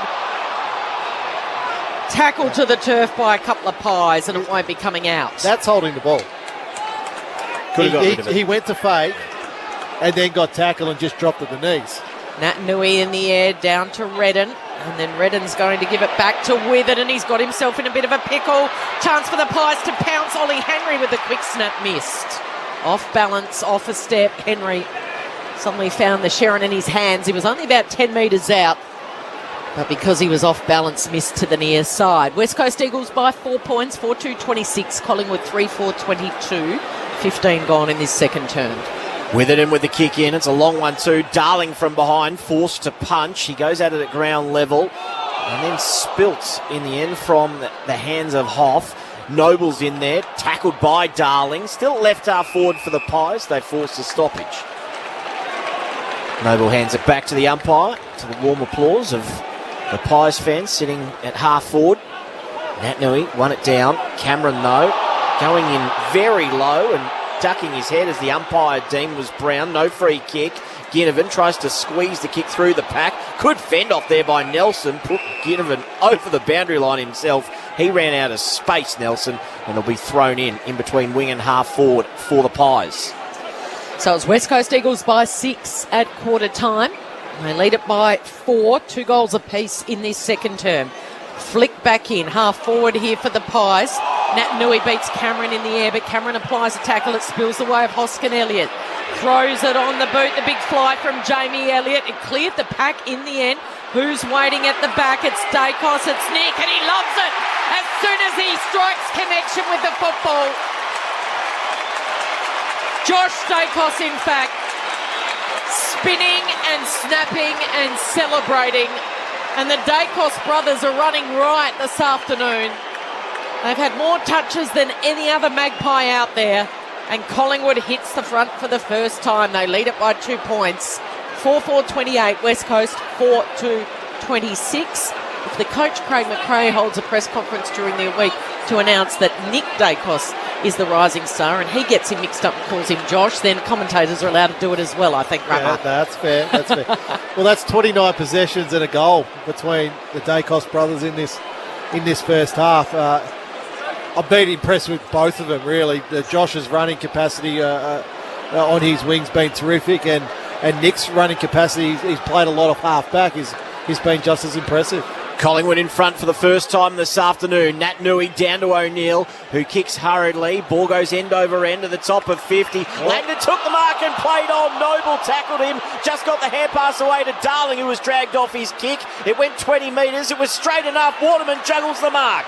In fact, it's going to be a free kick anyway to Naish, who was at the front of the pack. Chance for West Coast to bounce straight back. He'll line up from 40 out directly in front. The last goal came at the 7-minute mark, Sawley, so they just need a steadier. Just, to ease their way back into this game. Collingwood have had all the momentum the last 8 minutes. Naish yet to kick a goal for his new club, and that is his first. And his teammates celebrate with him at centre-half forward. He'll be happy. He's making the most of his second opportunity.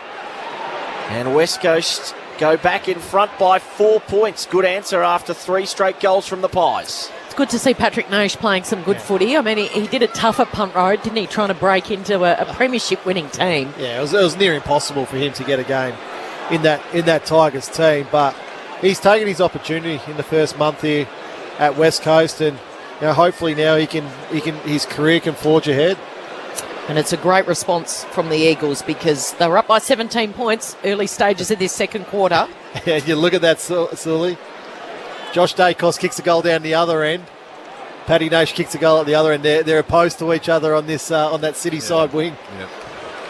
So 3 in a row it was to Collingwood to get back in front. The last one to Nash, and it's the Eagles by 4.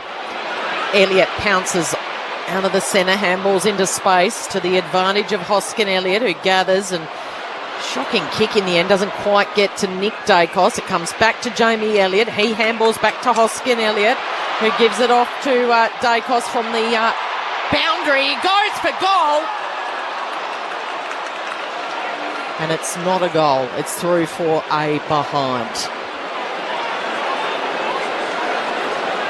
So the Army ready to get up on their feet and get excited here. West Coast by 3 points though. McGovern to bring it out from full-back. Runs into the right back pocket, then kicks long. Dixon will have to fly from behind. Noble was strong in the front.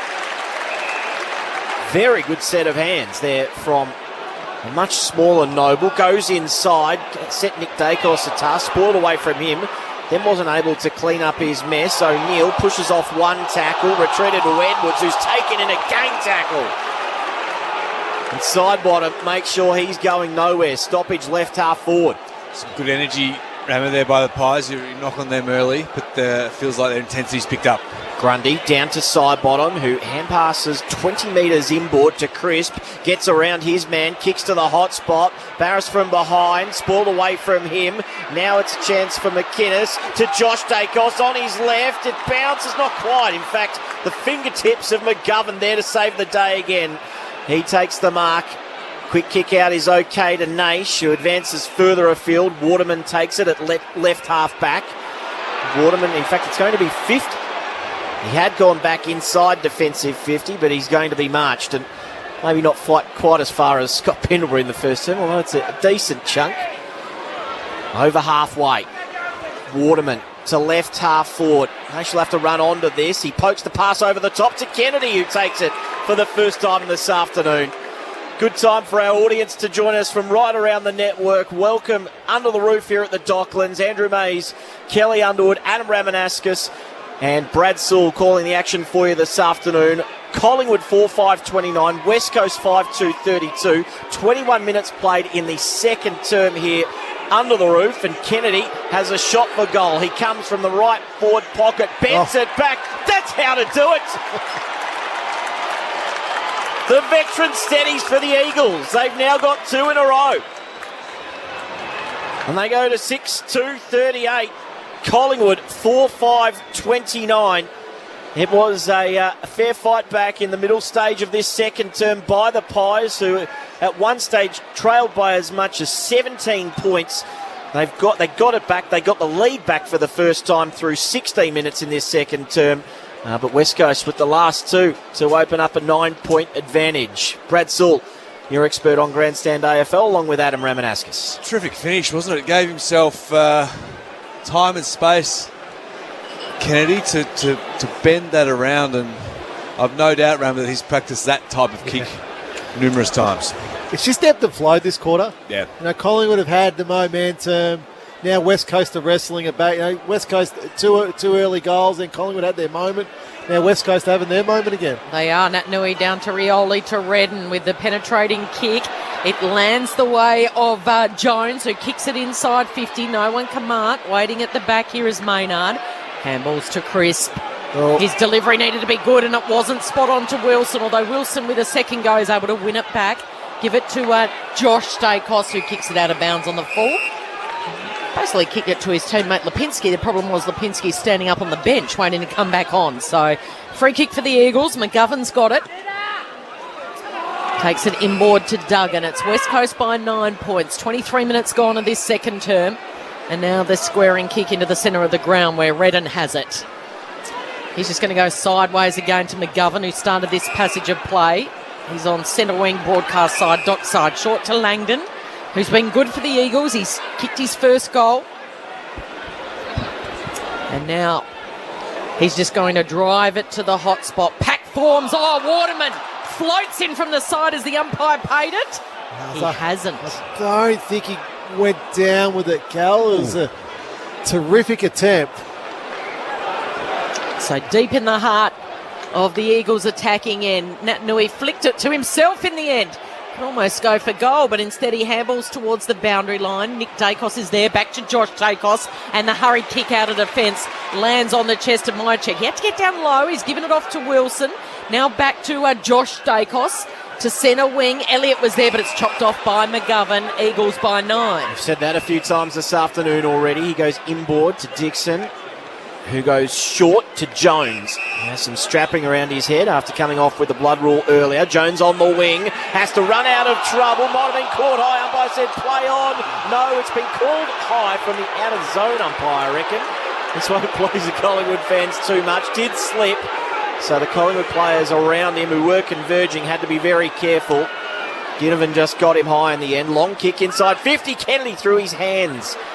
Quainer there at the back, working it towards the boundary line. Maynard, kick inside, is turned over. Now a chance going back inside Hoff. High floating ball. Darling couldn't get to the drop. Maynard stood strong in that contest, and he takes the mark a metre inside the boundary, left back pocket. Kicks backwards to the nearly new $6 million man in Darcy Moore, signed that 6-year deal, and then he's given it to Crisp, who goes short to side bottom, and the switch kicks got them all the way to the city side. Taking his time, the veteran, sucking in the oxygen. West Coast by 9. 25 gone in the final term. Side bottom to Quaynor, who brings it back into the corridor. The corridor kick hits up Wilson, who can then find Maynard, who's got plenty of space. Short to right on the 50. Lipinski takes the mark. Will he back himself in from there? He wants to go on with it. He dances left. He dances right. He skirts the perimeter. He gives it to Josh Dacos, who loads up. It's going to fall in that right forward pocket. Chance for side bottom, and it bounces off his chest. Hearn was there as well, and over the boundary line. So boundary throw in just 10 metres around from the Magpies' goal. West Coast by 9 points. They've kicked the last 2. It was the Pies with the 3 before that. Toss back into play. Dixon and Grundy. Grundy tried to work it to a teammate. O'Neill, though, has it for West Coast. Quick kick out of congestion. Darling attacked it nicely. Didn't take the mark. Forced the contest, though. Duggan out of the danger zone. Nat Nui didn't take it. Quainer did exceptionally well to beat him one-on-one. Crisp on the end of a couple of handballs. Kicks inside 50. Oh, Wilson dropped an absolute pudding going back with a flight. Mops up, though. Kicks it on his right boot. And that's a pretty happy moment for Wilson. Disaster could have been, but instead he snaps it with his right for his first goal in AFL footy. And the players come from everywhere. They do look pretty tired. It's been pretty back and forth in this second term. Collingwood 5-5-35. West Coast 6-2-38. Played 27 minutes. Adam Ramanaskas and Brad Sewell, your experts on Grandstand AFL. He's been pretty good, Wilson, I think. He's had 6 possessions and now a goal in this quarter alone. But what I've been most impressed with him is how he's found space. It's sometimes tricky to find space on this ground, but what Wilson's been able to do is take himself up the ground and then use his running capacity to get himself back. So just looking through his direct opponent here, I think it might be Alex Witherden. That's is it Alex Witherden? I think it is. That's playing on Wilson, but yeah, I've been really impressed with his quarter. He's an awkward size too, Wilson. He's sort of not tiny, and he can take a mark as well. So Grundy takes it out of the centre, first in the air, and then the toe poke to centre half forward, holding the ball against the Eagles. It's against Witherden, and Ginnivan, well, he was the closest player he wanted it, did Ginnivan, but instead it's going to be awarded to Lipinski, who casually flares it wide to Pendlebury's. A couple of kicks out from goal. He just opts to go short. And it's Josh Dacos that takes the mark. Right on 50, a step in from the boundary line, almost left forward pocket-ish. He kicked a goal already this quarter, did Josh Dacos. A terrific snap. Has he got 55 in his legs? His body language would say no. The eyes are looking inboard. And now he's going to pull the kick at the last minute. Just drop it to the hot spot at the top of the goal square. Who was there behind? No one. Off hands. Through for a minor score. West Coast by 2, 6-2-38. Collingwood 5-6-36 after West Coast led by 6 at quarter time. Hearn, short from the kick in to Witherden. 20 metres out from his defensive goal. Hearn makes the option in the pocket. And that's where he's going to head. Has to stretch. Hearn takes the mark. The highest point just inside the boundary. Right back pocket and goes back to Witherden, who kept on running. Still inside the right back pocket. A couple of Eagles are calling for it long, including Darling and Nat Nui. He'll head in that direction. Nat Nui to leap from behind. Darling in front. Decisive fist from Jeremy Howe. He's punched that 15 rows back, and he was about 20 metres inside the boundary. He's punched it about 40 metres, I think. That's extraordinary. It's a statement piece, that, isn't it? It is. Good for your teammates to see. Toss back in, half forward here for the Pies. Jones kick, smothered, picked up by Nick Dacos, given to Ginnivan. High ball, marking Mychek directly in front. Outmarks McGovern in a one-on-one contest. Pure strength. I just like that from Ginnivan out of the stoppage. So a lot of the times what teams do, they kick to the pocket, and it's more a defensive kick to lock the ball in. But taking the kick 10 metres out from the goal square, it just allows and creates so many other opportunities. In this occasion, Mychek marks, but just such a more dangerous kick. So he's a leading goal kicker for the last 2 years for the Black and White Army. And they're cheering him again, Brodie Mychek. His first of the afternoon. Pies back in front. So we've seen a few lead changes. It's a real shootout unfolding under the closed roof. 6 goals apiece. Collingwood 6-6-42. 4-point lead over West Coast 6-2-38. And we're in the final minute before half-time. It's been entertaining football. Yeah, it certainly has been. And it just feels like Collingwood's momentum is stronger than West Coast. Although it's a tight game, 12 scoring shots to 8, 31 inside 50s to 21 in Collingwood's favour. So Collingwood have had more opportunity, but possibly haven't capitalised as much as they should have. 9 goals second term here. Yeah, it's been good football from both teams. For those of us, or for those of you who just joined us, 2-2-14 West Coast led at quarter time to Collingwood 1-2-8, where both teams are sort of feeling each other out in the first quarter. It has been a shootout since then. Good to watch. Back in the middle, Nat Nui and Grundy to resume hostilities after a recalled bounce. Tossed up this time. Nat Nui tried to get it by his boot to Edwards, which he did. Kick to Langdon, who turned beautifully on his left, and then to Ryan. Direct route, A1, straight up the middle. That's how you do it.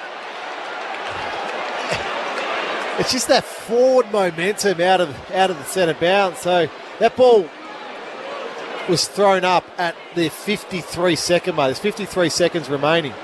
Willie Rioli took a mark with 42 seconds remaining. That's how quick from the centre bounce to deep inside West Coast forward line it can be. Liam Ryan, 20 out, directly in front, kicks a goal. And he has 2 for the afternoon. West Coast steady and have the lead back before the major break. They lead by 2 points under the roof. Your experts on Grandstand AFL this afternoon, Adam Ramanaskas and Brad Sewell. And that's a play Collingwood can't defend because the ball moves so quickly. And I mean, in any other circumstance, West Coast don't have that much space in their forward half. Well, every Collingwood defender's engaged. They have to be engaged on their direct opponent. Now, not many are going to stop Liam Ryan out of the goal square because of his speed, but you look there on the replay, Darcy Moore has to go with his player. He can't drop off into the hole because it will just go to his player.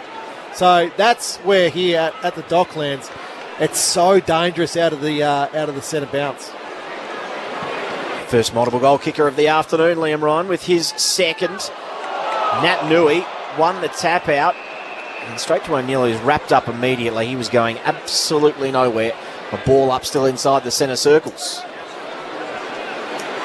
Tossed up. And And that is the siren to end the second term. An entertaining second quarter after 2-1 in the opening term. Both teams piled on plenty more pressure and plenty more attack in that second term. West Coast kicking 5, as did Collingwood. 7-2-44 the Eagles at half-time. Collingwood 6-6-42. The margin 2 points, and the game has really opened up to be a bit of a shootout. Goal kickers for both sides. We'll start with West Coast. Ryan has 2, 1 each to Edwards, Kennedy, Langdon, Naish and Rioli. For the Pies, all single goal kickers. Henry, Josh Dacos, Ginnivan, Hoskin, Elliott, Mychek and Wilson. So West Coast by 2 points at half-time. It was an entertaining second term. Not sure we could say the same about the first, but really opened up. Sully and Rammer. Let's hope it continues, because you're right, Maisie. The ball was zipping around. West Coast, Collingwood particularly capitalised in front of goal. And whilst kicking efficiency still wasn't great for both sides, 6% for Collingwood, 73% for the West Coast Eagles. Inside 50s, the game felt like it was played in Collingwood's half, and that was reflected by the scoreboard in that second quarter, Rammer. Well, 10 goals for to both teams in that second quarter. So I mentioned midway through, it really ebbed and flowed that quarter with momentum. You know, West Coast kicked the first 2, then Collingwood the next 3, West Coast the next 2, Collingwood the next 2, then finally Liam Ryan with the final goal of that quarter. So both teams, I think, can walk in reasonably happy. But if you just look at the raw stats in this game, Sully, inside 50s 31-22 in Collingwood's favour. Tackles here at the Docklands, which is a really important stat, 33-19. Clearances in Collingwood's favour, 20-16. So contested possessions, Collingwood are up. So I just felt like at times when Collingwood went inside their forward 50, there was confusion. I don't think that synergy is necessarily there for the Pies. So you look at that, probably a bit more domination on the stat sheet for Collingwood, whereas other teams that have got a really harmonious forward line, the way it's coming in and moving and moving the ball, Collingwood should have capitalised more and probably have a few more goals. But it allowed Jeremy McGovern to drop off a few times. It allowed Shanahan to drop off a few times because they're not predictable, Collingwood's forwards, with what they're doing with their leading patterns, who's coming in behind, who's leading at the kicker. And you and I spoke about this before the game. You know, they recruit Nathan Kruger for that very reason. He's out injured at the moment. So it's a little bit makeshift at the moment. And I think that's what's slightly holding the Pies back at the minute. Yeah, you were big on the ruck contest, Ramon, at the beginning of the game. How have you seen that play out?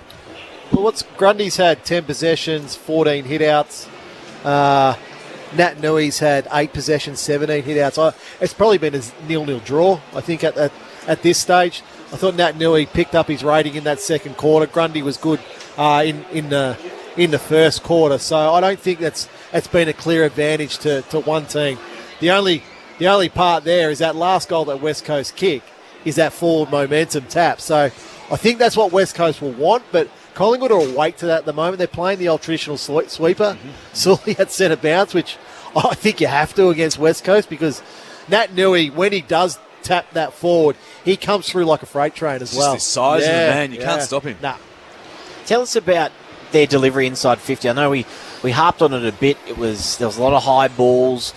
We saw a quite similar thing on Thursday night with Port Adelaide and Melbourne. The way they're going in, would you almost be tempted to kick that chaos ball almost more than looking for a lead, because numbers are getting back so easily for West Coast? Yeah, as long as you can get in behind and sort of defend that, Maisie. I think you need to get numbers to the contest to then try and lock it in and let that pressure build, as we've seen at times. But when you're kicking it in long and high, you bring McGovern into his game, and if you can take that strength away from him, it just opens up your forward half a bit, Rama. I think what they need to figure out at half-time is whether they isolate one side of the forward 50 for a Mychek. Now, it feels like the ball is a lot more on the Dockland side for Collingwood when they're going inside forward 50, and that's because Josh Dacos had a pretty dominant first half. He's had 19 possessions. He's played a lot on this on this Dockland side of the ground. So if that's the case, have Grundy as have Mychek as your leading forward. That's coming at the kicker. Then your other side of the ground, you're loading up for that chaos. So if Mychek can't get it, at least there's space. At least there's space, and he's got to engage one of those defenders, whether it's Barras or McGovern, because at the moment it sort of looks like they're running into each other a little bit. You've got Ollie Henry jumping at the ball. You've got Mychek trying to find space where he can lead in. Darcy Cameron when he's down there. So it's a little bit confusing for the Pies at the minute, and that's what I don't think through that first half. 31 inside 50s for 6 goals, 6. I don't think it was just reward for them. So do you think that they need to play in that sort of second key forward alongside Mychek? Do they need to play someone who's a little bit more mobile, or do they need to play someone who has a bit more of a presence? What's the solution there? Because Kruger looked like that person a couple of weeks ago. I know he's back next week. But it's that high ball. When the high balls come in today, Sully, McGovern's had his way with that, or Barras has had his way. They've been able to spoil or intercept Mark. So then the other alternative purely for today is just engage McGovern. Yeah, correct. So for that Collingwood forward, just when that ball is coming in, just engage McGovern, take away his ability to run and jump at the ball, and that should nullify his influence in the air. The other end of the ground, and you look at what West Coast are trying to do, Collingwood are getting so far up the ground, it is allowing a little bit of space inside West Coast forward 50. So, look, I think both teams will walk in reasonably happy. Collingwood will want to tidy up their forward 50, as I mentioned. And I think with West Coast, they just probably want a little bit more ball through the middle of the ground. The thoughts of Adam Ramanaskas and also Brad Sewell, our premiership duo here on Grandstand AFL Under the Roof, where Collingwood 6-6-42 trail West Coast 7-2-44 at halftime here at the Docklands. A couple of results from earlier today. The AFLW Grand Final. What a story it was. Adelaide, their third AFLW premiership, 4-5-29, defeating Melbourne 2-4-16 in front of over 16,000 at the Adelaide Oval, and Hatchard best on ground. It was a commanding performance in the end, and plenty of emotion for Erin Phillips afterwards as well. We all wait with bated breath as to see what her next move will be. Meanwhile, at the SCG after that, there was a thriller. Sydney stealing it late after trailing for much of the second half. The Swans 13-8-86 over North Melbourne, 12-3-75. And as I mentioned, West Coast with a 2-point advantage here, setting up a very intriguing second half here between the Pies and the Eagles. We'll have it all for you on the other side of the ABC News.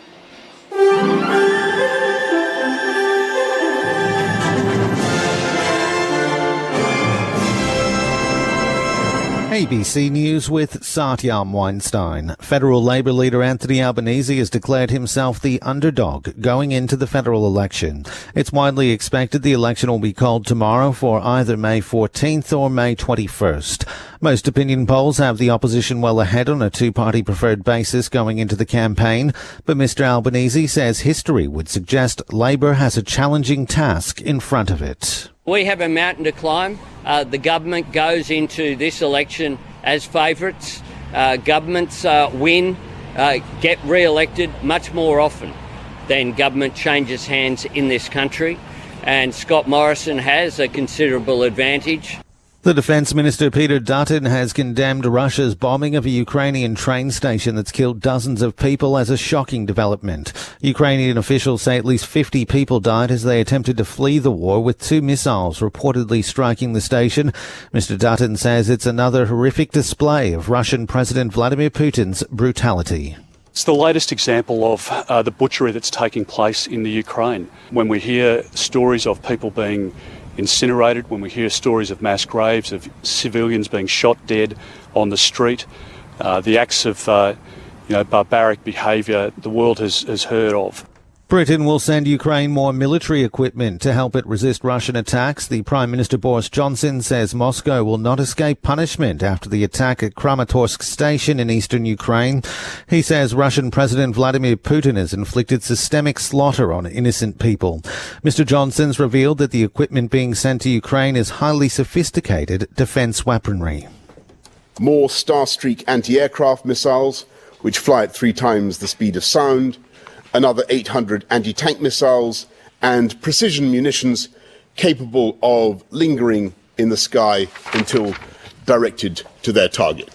A German newspaper is reporting the government in Berlin has begun strengthening basement shelters. It comes with the Russian invasion of Ukraine now well into its 7th week. The report, citing Germany's interior minister, says as well as upgrading shelters, the government's building up crisis stocks and other forms of civil protection. The war's already prompted the German government to pledge a massive new injections of funds into the armed forces. Victoria Police say the coroner will conduct an inquest into the deaths of a female police officer and a man killed in a 3-car crash near Mildura in the state's northwest. Initial investigations have found a 23-year-old man driving a ute veered into the path of an unmarked police car at Redcliffe last night. He died at the scene. A 25-year-old female senior constable was also killed in the crash, while a 43-year-old male senior constable was flown to hospital in a critical but stable condition. Chief Commissioner Shane Patton says it's a tragic incident for the family and friends of those who've died, as well as the wider police force. The senior constable, our deceased member, has been in the job only for 6 years, but been up at Mildura Highway Patrol since 2021. And again, a highly respected and competent officer, well thought of. You become at a loss of words to describe this. It's an absolute tragedy. A third car involved in the crash, but the male driver and 3 children escaped injury. 2 hikers have been rescued after falling more than 5 metres down a mountain in southeast Queensland. A man in his 20s is in a critical condition with a head injury. A woman in her 20s is stable with a leg injury after reportedly falling off a track at Mount Beerwah on the Sunshine Coast. Paramedics were called about midday and they worked with Queensland Fire and Emergency Service teams, SES officers and a rescue helicopter throughout the afternoon to winch the man out of the bushland. Both have been transported to hospital. The organisation that hands out the Oscars has banned actor Will Smith from all its events for 10 years after he slapped presenter Chris Rock over a joke about his wife's hair. Smith has issued a statement in response, as the BBC's Peter Bowes explains. A very short statement. He says that he accepts and respects the decision of the Academy. We know that he, previous to today, he's apologised several times, but it is clear that Will Smith, at a very personal level, still has a lot to do to redeem himself and to perhaps rebuild his own reputation. And US media company Discovery has announced it's completed its merger with Warner Media. Discovery acquired Warner Media for nearly $54 billion. ABC News. Get more news from our website at abc.net.au/news. ABC Sport now has its very own newsletter, and we'd be pumped to have you on board. The ABC of Sport will provide a wrap of all the best stuff that's happening in sport every week. Simply go to abc.net.au/connect and get ready for a sport hit in your inbox every Friday. Get on board with the ABC of Sport newsletter for content that makes you think or allows you not to. The 2022 AFL Premiership season. Grandstand AFL. On ABC Radio and ABC Sport Digital. So Zach Langdon covered more Ks than any other West Coast Eagles player last week in the Derby. Forget covering the Ks. How's his accuracy? It's spot on. So this is Edwards directly in front of goal, and he's got it home. The West Coast Eagles are on. Wilson onto it, kicked away from him by Grundy. Henry, if he meant it, it was ridiculous. Out of midair, a kick 15 metres laterally to Hoskin Elliott. Hoskin Elliott, 40 out, slight angle to the right, and he kicks it. A much needed steadier for the Pies. Jack Inovan is going to go to snap here. He's probably only 10 or 15 metres from directly in front. Wheels around on his right and delivers. The big fly from Jamie Elliott. It cleared the pack in the end. Who's waiting at the back? It's Dacos, and he loves it as soon as he strikes connection with the football. Josh Dacos. Naish yet to kick a goal for his new club, and that is his first. And his teammates celebrate with him at centre-half forward.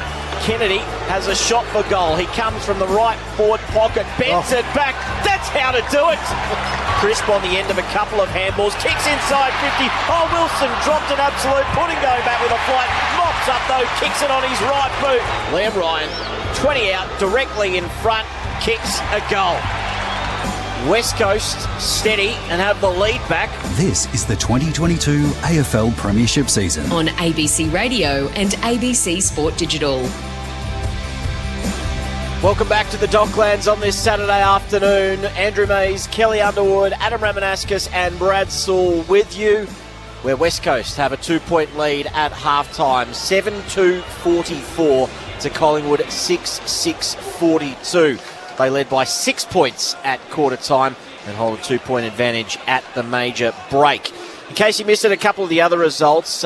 Big news with Buddy Franklin, a possible broken finger. He was subbed off, so fingers crossed he's okay.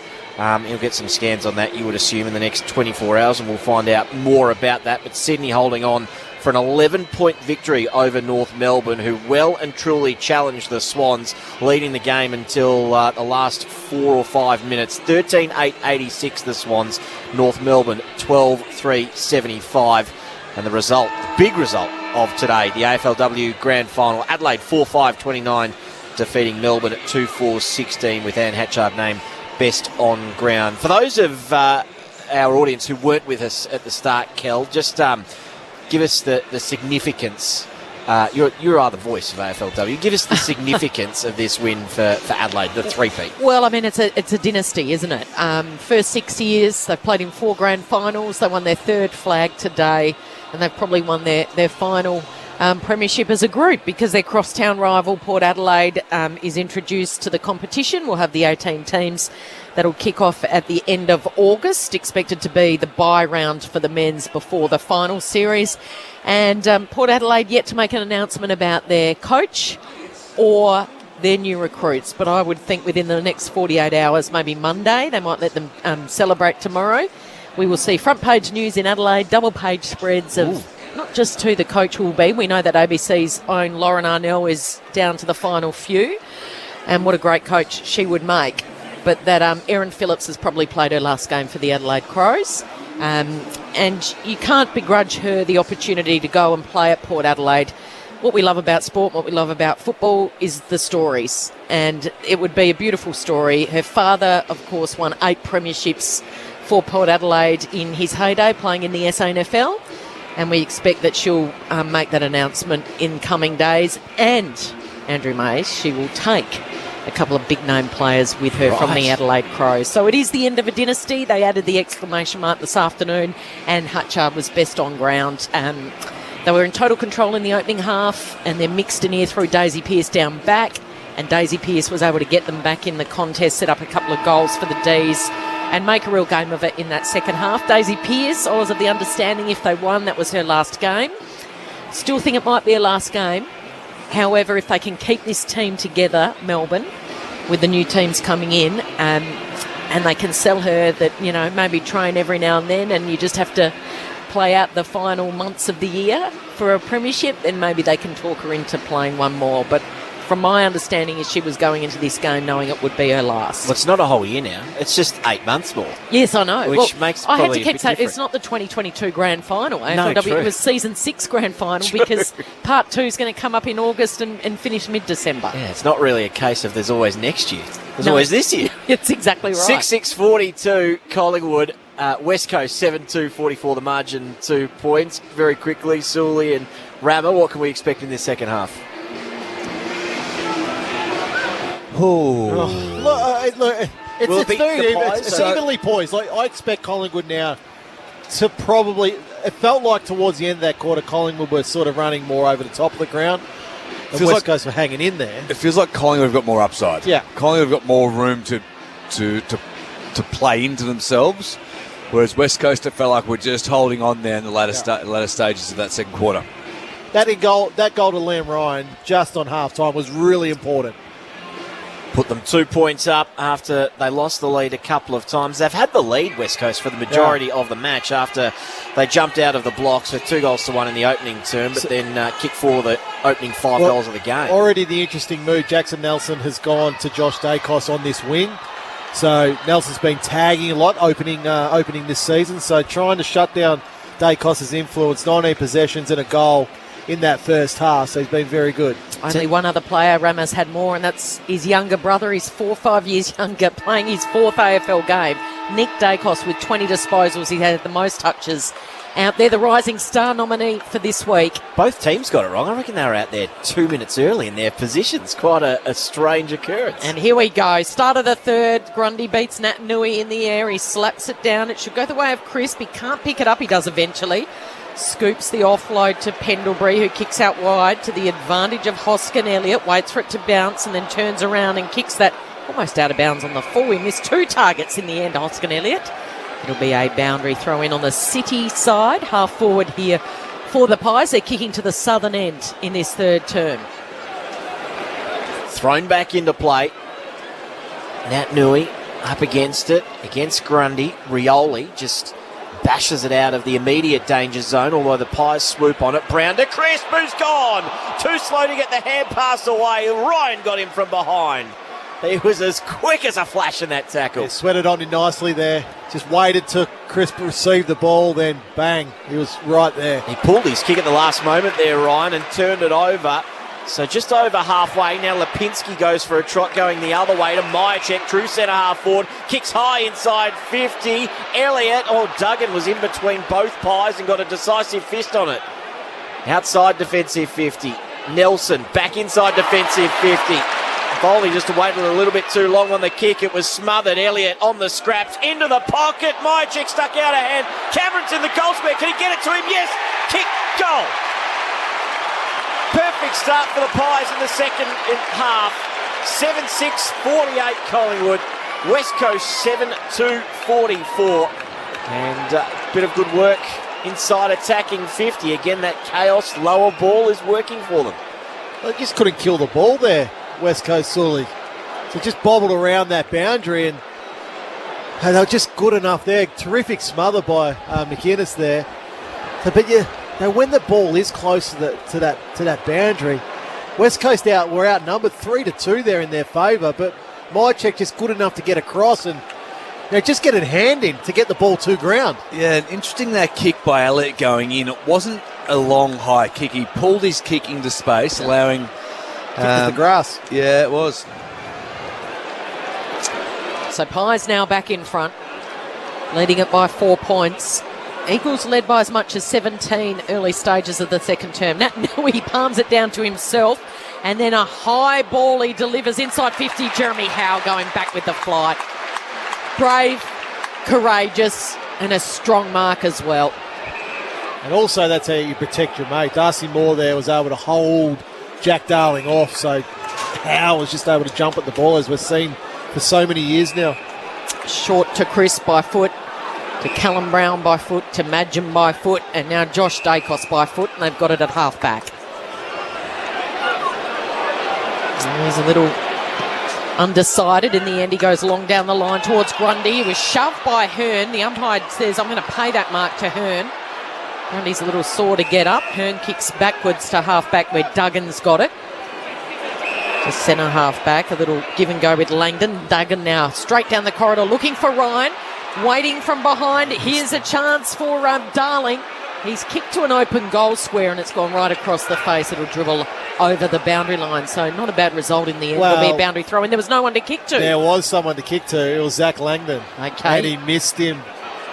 He was right in his eyesight too, I thought. Yeah, he missed it.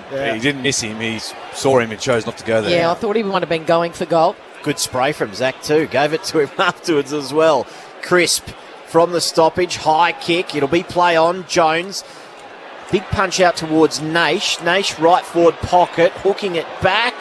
Not enough. Is it out of bounds? No, it's actually kept in. No, it is. Out of bounds on the full. Madgen to take the free kick. Wanted to give it to side bottom, but umpire said that's yours, Jack. And he'll take it next to the behind post. Pies by 4. Long kick out of defensive 50. The govern part of that pack. And Maynard just got a boot to ball. Did well enough to get it to Elliott. Elliott into the middle where he finds Grundy. Grundy snaps a high ball. It'll get inside 50. Ginnivan punches to his own advantage. And then he was trying to find Dacos with the slap. Couldn't affect it. Dacos went back for seconds. Josh Dacos, that is. Good tackle and wins holding the ball. Might just be a little too far out to score. Nelson will stand the mark at 48 metres, so he'd have to kick this 52, 53 to get it through. If Josh Dacos adds that to his game, that tackle pressure, he'll take his game to the next level very, very quickly. Beautiful with ball in hand. Beautiful player. But it's that pressure, that tackle, that will make him a better player again. He's darting inboard. He's going to try and run around the player on the mark. In fact, he kicks into the man on the mark. Waterman able to get the ball. Hand pass to Witherden, and Witherden short kick to Nelson, who got caught for holding the ball in that passage of play. Short kick, too short. Redden called to play on. Hand pass back to Nelson. Nelson, long kick towards the wing. Grundy was up early. 1, 2, 3. Takes the mark. Good juggling effort in front of Kennedy. So he's got it the attacking side of the Dogs wing. Short to Nick Dacos. We spoke about the Grundy-Nat Nui matchup. That's Grundy's 4th mark now. Nat Nui's still to take a mark in this game. This is his 21st disposal as he sends it inside 50. Mychek was the target out in front. He applies the tackle, but it was too high, Mychek. And so he gives away the free. And Alex Witherden says, thanks for that. He bounces up. It's a corridor kick. Grundy's there, so too Nat Nui. Grundy with the spoil from behind. There's a hold in the pack. 4 leapt up at the same time, and it was Nat Nui that was held. He gives it off to the run of Hoff. Hoff then delivers. Quaynor in front, strong mark. Bearing down was Josh Kennedy. And he continues to stand up under all sorts of pressure, Isaac Quaynor, this year. He's going to go long down the Dock wing. Grundy from behind, but in front was Barras, outstretched arms. There were all the big boys in that contest, weren't there? There was Darcy Cameron and Grundy, and Barras stood tall. So they share it around through Witherden and then Duggan and now West in the centre corridor. Almost to 50, not quite. West has got it. West. He's now got every player on the field in front of him. He's just behind the halfway point. Long kick to right half forward. No mark taken. Big decisive fist again from Howe. Going in low was Witherden. And the umpire circles. It's holding the ball. Didn't get it away. In fact, it was Naish at the bottom of that pack. And Hoskin Elliott emerges with it. Left half back for the Pies. They lead by 4. Hoskin Elliott gains a few metres, goes as long as he can to left half forward. McGovern couldn't get a fist on it from behind. Cameron stood tall, looking to go corridor. He does. It just has enough on it to get to Pendlebury. He was spoiled, good enough to recover. Hand pass to Quaynor, out wide, right half forward, 2 on 2. Nelson paddles it to his own advantage, and then he's tackled by Josh Dacos. Rinse and repeat. Stoppage, 55 out from the Collingwood goal. Just watching now who engages Jeremy McGovern behind the ball. He's going to Mychek, so there's one-on-ones now inside Collingwood's forward line. So it's Dixon that palms it down, and it won't be coming out of there. Secondary stoppage will go again, 50 out from Collingwood's goal. Flicked up. Grundy kicks up and under. He kicks over his head in the end. Flying at it was Jones. He flicks it out only as far as Josh Dacos. Fumbles under pressure. Going in and trying to win it is Callum Brown. Josh Dacos is on the bottom. He got a free. Push in the back. So Josh has got it 50 out. This is where he had it a few minutes ago and he kicked into the player on the mark. Peeling round behind is Darcy, and he's kicked. Darcy Moore's kicked straight into 2 Eagles players from 50 out. It was too slow. Josh Dacos goes again, almost decapitated when he got it to his brother Nick. And listen to the Pies fans say, how dare you touch Nick like that? Our fan favourite. He wins a free kick, Nick Dacos. Number 35's got it from the same spot his brother couldn't nail it from a few moments ago. And this time Nick Dacos goes short and Crisp takes the mark. And the Eagles fans turn to the umpire and remonstrate, go, that wasn't 15. It wasn't. No, Absolutely it was about it wasn't 8.5, Rammer. So they have every right to do that, but the umpires pay that too often. They do it all the time, don't they? So Jack Crisp, it means he's within range. He's going to step right in front of 50, send it on its way. It'll be touched Has it stayed in play? No, it has not. He kept it low, Jack Crisp, too low. And it's a -4. Pies by 4 points. Kick in was no good, intercepted. Cameron, hand pass over the top to Wilson in the forward pocket. He's taken Redden, hands it back to McGovern off one step, left foot, high ball. Ryan! Oh! It was like surfing a wave. He was up there forever. One arm couldn't take the mark. It would have been unbelievable. He got a hand to it. And he's turned to the crowd and he's given them a round of applause and a big smile to the Pies fans and said, how did you like that? Noble had someone on his shoulders for about a minute. Ginnivan. Now he gets taken high. Low to the ground again, and Ginnivan gets to his feet. He's 55 from goal. He's got a, I don't know whether it's a bad habit or a good habit, Sully, of ducking into tackles. Oh, his kick wasn't bad. Grundy, he was spoiled. West, hand pass straight to Crisp, though, who squeezes a kick out. McGovern got fingertips on it. Now Myercheck, was he taken without it? Umpire waves play on. And now coming the other way, side bottom, to the pocket, to the top of the square. No one's there. Jones had a fumble. Now Josh Dacos, hand pass back to Ginnivan. Left foot snap. Misses. Brought it back too much. 7-8-50 the Pies, and listen to them. 7-2-40 for the Eagles. The margin one straight kick. Well, it took the Pies players a quarter and a half to wake up, and it's taken the Pies fans a half to wake up. They're just got to hold on here, West Coast. They're under siege, but they're just got to hold on. So the kick in from the Eagles, straight down the centre of the ground, and a mark has been taken by Darling, a double grabber. He gives it off to his teammate in O'Neill, who sends it wide round the city side it is. Kennedy couldn't take the mark. Swooping on it is Duggan. Handballs over the top. Kennedy is in a bit of a scrap with Howe, and they both see it over. And it'll be a boundary throw in. And listen to the Pies fans. There's warm applause. You can just feel the atmosphere has lifted in the background. It's Collingwood by 6 points. West Coast by 6 at quarter time. West Coast by 2 at half time. Thrown back into play. Grundy from behind Dixon. Reached over the top, won it to the front. Lipinski, hand pass even wider to Nick Dacos. Back inboard by hand to Noble, who works the 1-2 with Lipinski. Top of defensive 50. Kick is okay to Pendlebury, who's looking to go quickly. He gets to halfway. Kick to the running Ginnivan. He has to stop. And now he goes back to Lipinski for his third roll in the chain. Kick was over the head of the intended target, Wilson. Found its way to Elliott. Back to Wilson, who fires on goal. Misses everything. Out of bounds on the full. Good build-up, though, by the Pies. Margin one straight goal in favour of the Eagles after 12 minutes in the third quarter. So Wilson kicked his first AFL goal earlier in the first half. That one was out of bounds on the full. So Barris with the free. And with the sit, nice mark, Hugh Dixon. Into the centre of the ground he goes, where Langdon takes the mark. Absorbing this well at the moment, West Coast. Yeah. Because the Pies have cranked up the speed dial, and West Coast have been able to go with them.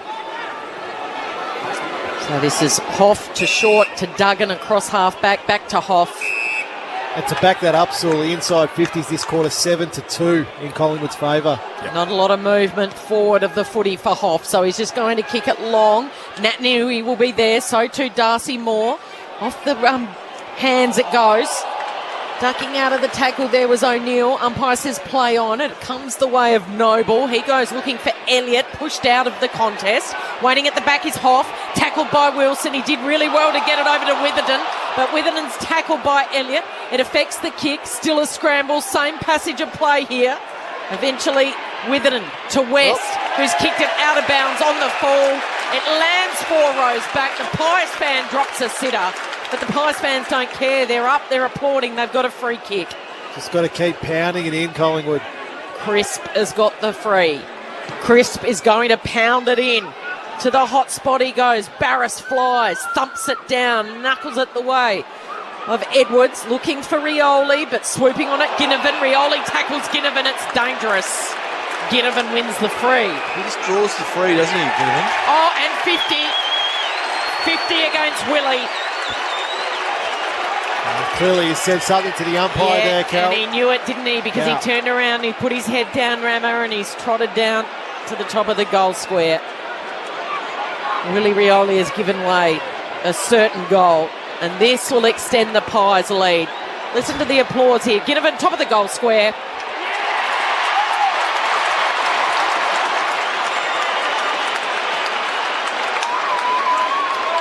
Collingwood's biggest lead of the afternoon. It's 12 points, 8-8-56. West Coast 7-2-42. And Ginnivan with his second for the afternoon. You spoke about absorbing, and then to give one away like that, that's the disappointing one. Clearly a dangerous tackle against Willie Rioli. Yeah, and he's had a go at the umpire there. We're fortunate enough that we have the replay in front of us here. So it was a dangerous tackle. He's slung him. He slung him, so, you know, I can understand why the umpires pay, but we know now you just can't comment. You can't say anything back to the umpire. And he remonstrated with his arm out and his finger pointed. Yeah, that's right. So all that hard work for the West Coast defenders accounts to not much now. Nat Nui tried to take it out of the ruck himself, just caught at the last moment, got the hand pass away. Now, the free kick was paid here by the out-of-zone umpire, so Collingwood can't take advantage. He's paid it a throw. So it's going to come all the way back to the middle to Elliott, who flares it out wide to Maynard. You just feel like round one, that was hands down holding the ball, and the interpretations just backed off a little over the opening 4 rounds. Elliott made good ground, took the ball as well, kicks inside 50, McInnes. One grab, not the second. Hand pass was lightning, too quick, in fact, for Josh Dacos. Ball back in under a couple of feet. And there to hold it there is Hoff. I love that play in the middle of the ground, just to turn and go of a couple of steps. Catches the West Coast defence off guard slightly. Brad Sewell and Adam Ramanauskas, your experts on Grandstand AFL this afternoon. Kick out of the congestion, falls into the lap of Maynard, who probably fancies himself from here, especially being able to use the man on the mark rule. Howe's running shotgun and says, have a crack. Even when you fancy yourself from this distance, I don't like walking back slowly with your back to goal. Correct. Because even at best, if he's 60-40 from here, with your back, you cannot see an option that might be closer. Langdon stands the mark at 51. He kicks long, low and hard all the way to the goal line. Oh, Cameron almost dragged it down. West Coast able to rush it. Good diving attempt there. Right on the last line by Duggan. Forces the rush behind. 13 points the margin in favour of the Pies. 17 minutes played. Third term on Grandstand AFL. My old coach, Kevin Sheedy, would have dragged me off the ground for doing that. So Hearn is going to go with the kick in around the city side, and he's kicked it straight to Jeremy Howe. Springs in his boot, uncontested mark. Delivers it to centre half forward where McInnes has got it. He's pointing and then he's kicking in the right forward pocket. He's looking for Jamie Elliott down there, but floating across and going back. The mark's taken by Nelson for the Eagles and they repel again. Out wider still to O'Neill. O'Neill, short kick on the bounce to West. West gave it to Nate, who tried to take on Maynard, who dragged him down holding the ball. An energy lifter for the Pies. You just feel like there's a couple of goals coming for them. Yeah, lacklustre in disposal today, Collingwood, but their pressure and tackling has been terrific. Called to play on. Just puts it to the hot spot. Flyers from behind. Barris knocks it down in front.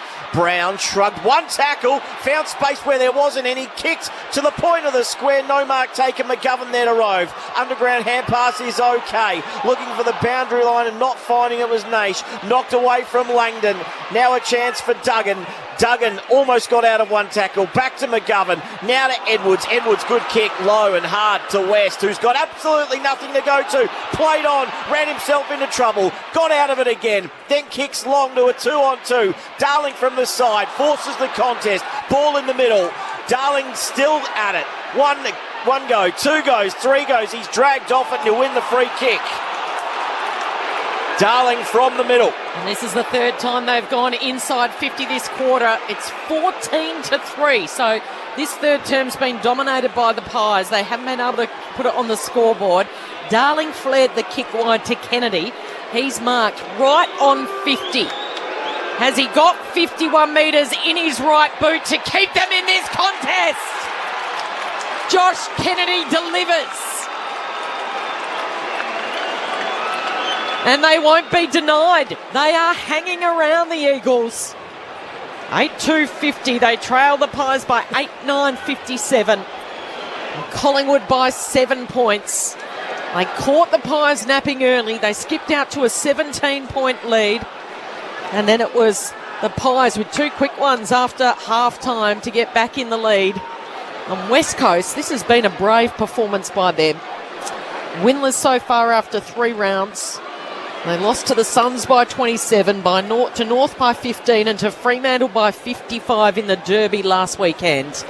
This has been a wonderful performance. They're taking it up to the Pies. It's Collingwood by 7 points. We see that so often, Sully, in football. Collingwood, all the attacking this quarter. 14 inside 50s to 3. The one opportunity West Coast get, they're able to nail a goal. O'Neill with the clearance as well. Kicks inside 50. Momentum just starting to shift for a moment. Advantage paid. Kennedy kicks inside to the top of the square. Rioli out the back. Ball didn't quite get to him. He tried to soccer off the ground. Had a fresh airy. And then he was pushed in the back. Surely that's a free kick. Pushed into the behind post and he's hurt.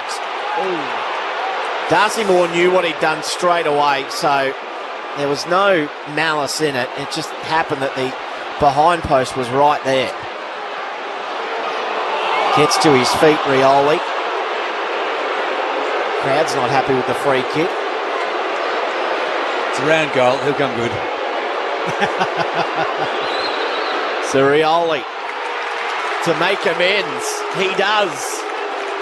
And West Coast are right back in it. Fending off punches left, right and centre. They trail by 1. We've still got over 5 minutes left in this third term. Your experts on Grandstand AFL, Adam Ramanauskas and Brad Sewell. You're right, Rama. Collingwood have just controlled this entire quarter. And West Coast have had a 3-minute purple patch, which has enabled them to kick 2 goals and be behind by 1 point. It's almost unfair. Well, it is unfair. But at the same time, that's what we spoke about at half-time, Sully, about Collingwood's forward line and just how they work together. 14 inside 50s for 2 goals, 3. You know, if it's 5 or 6 goals, which was a high possibility, but that's footy. That's how it works. Kudos to the West Coast back half as well. Correct, no doubt. Oh, the bounce favoured Nat Nui, and the umpire didn't recall it, so a chance maybe for the Eagles, although it comes out to the broadcast wing side. Bottom's going to be happy to track that one over. Collingwood 8-9-57. West Coast 9-2-56. 1 point ball game.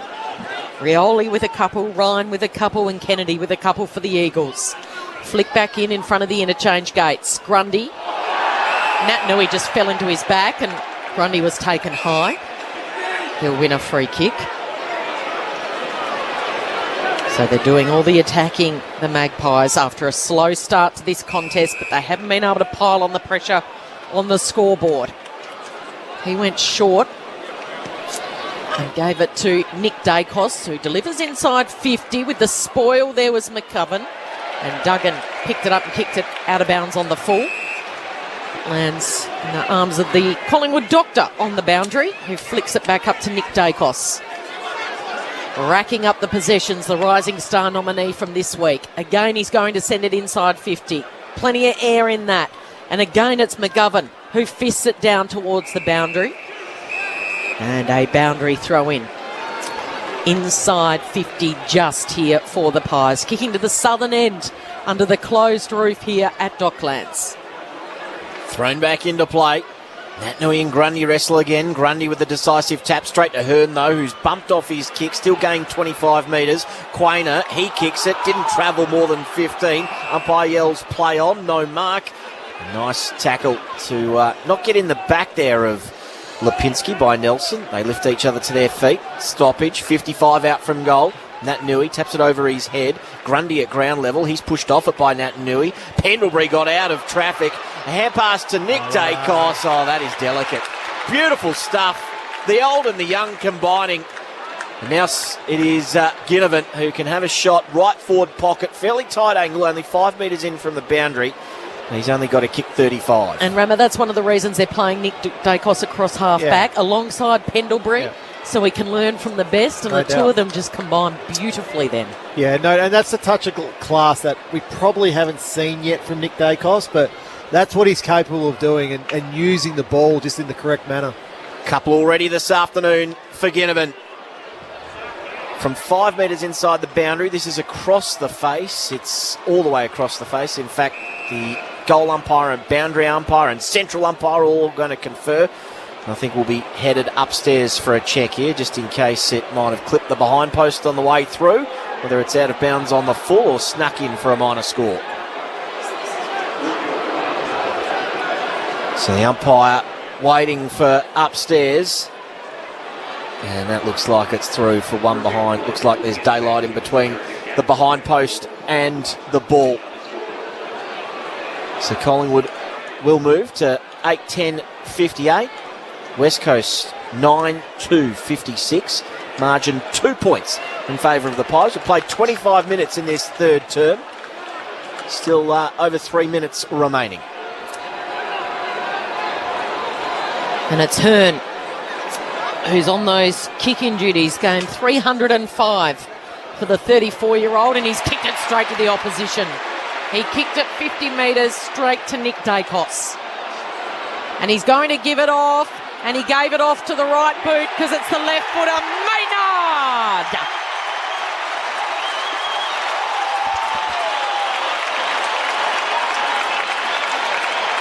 Nick Dacos setting the Pies alight, the rising star.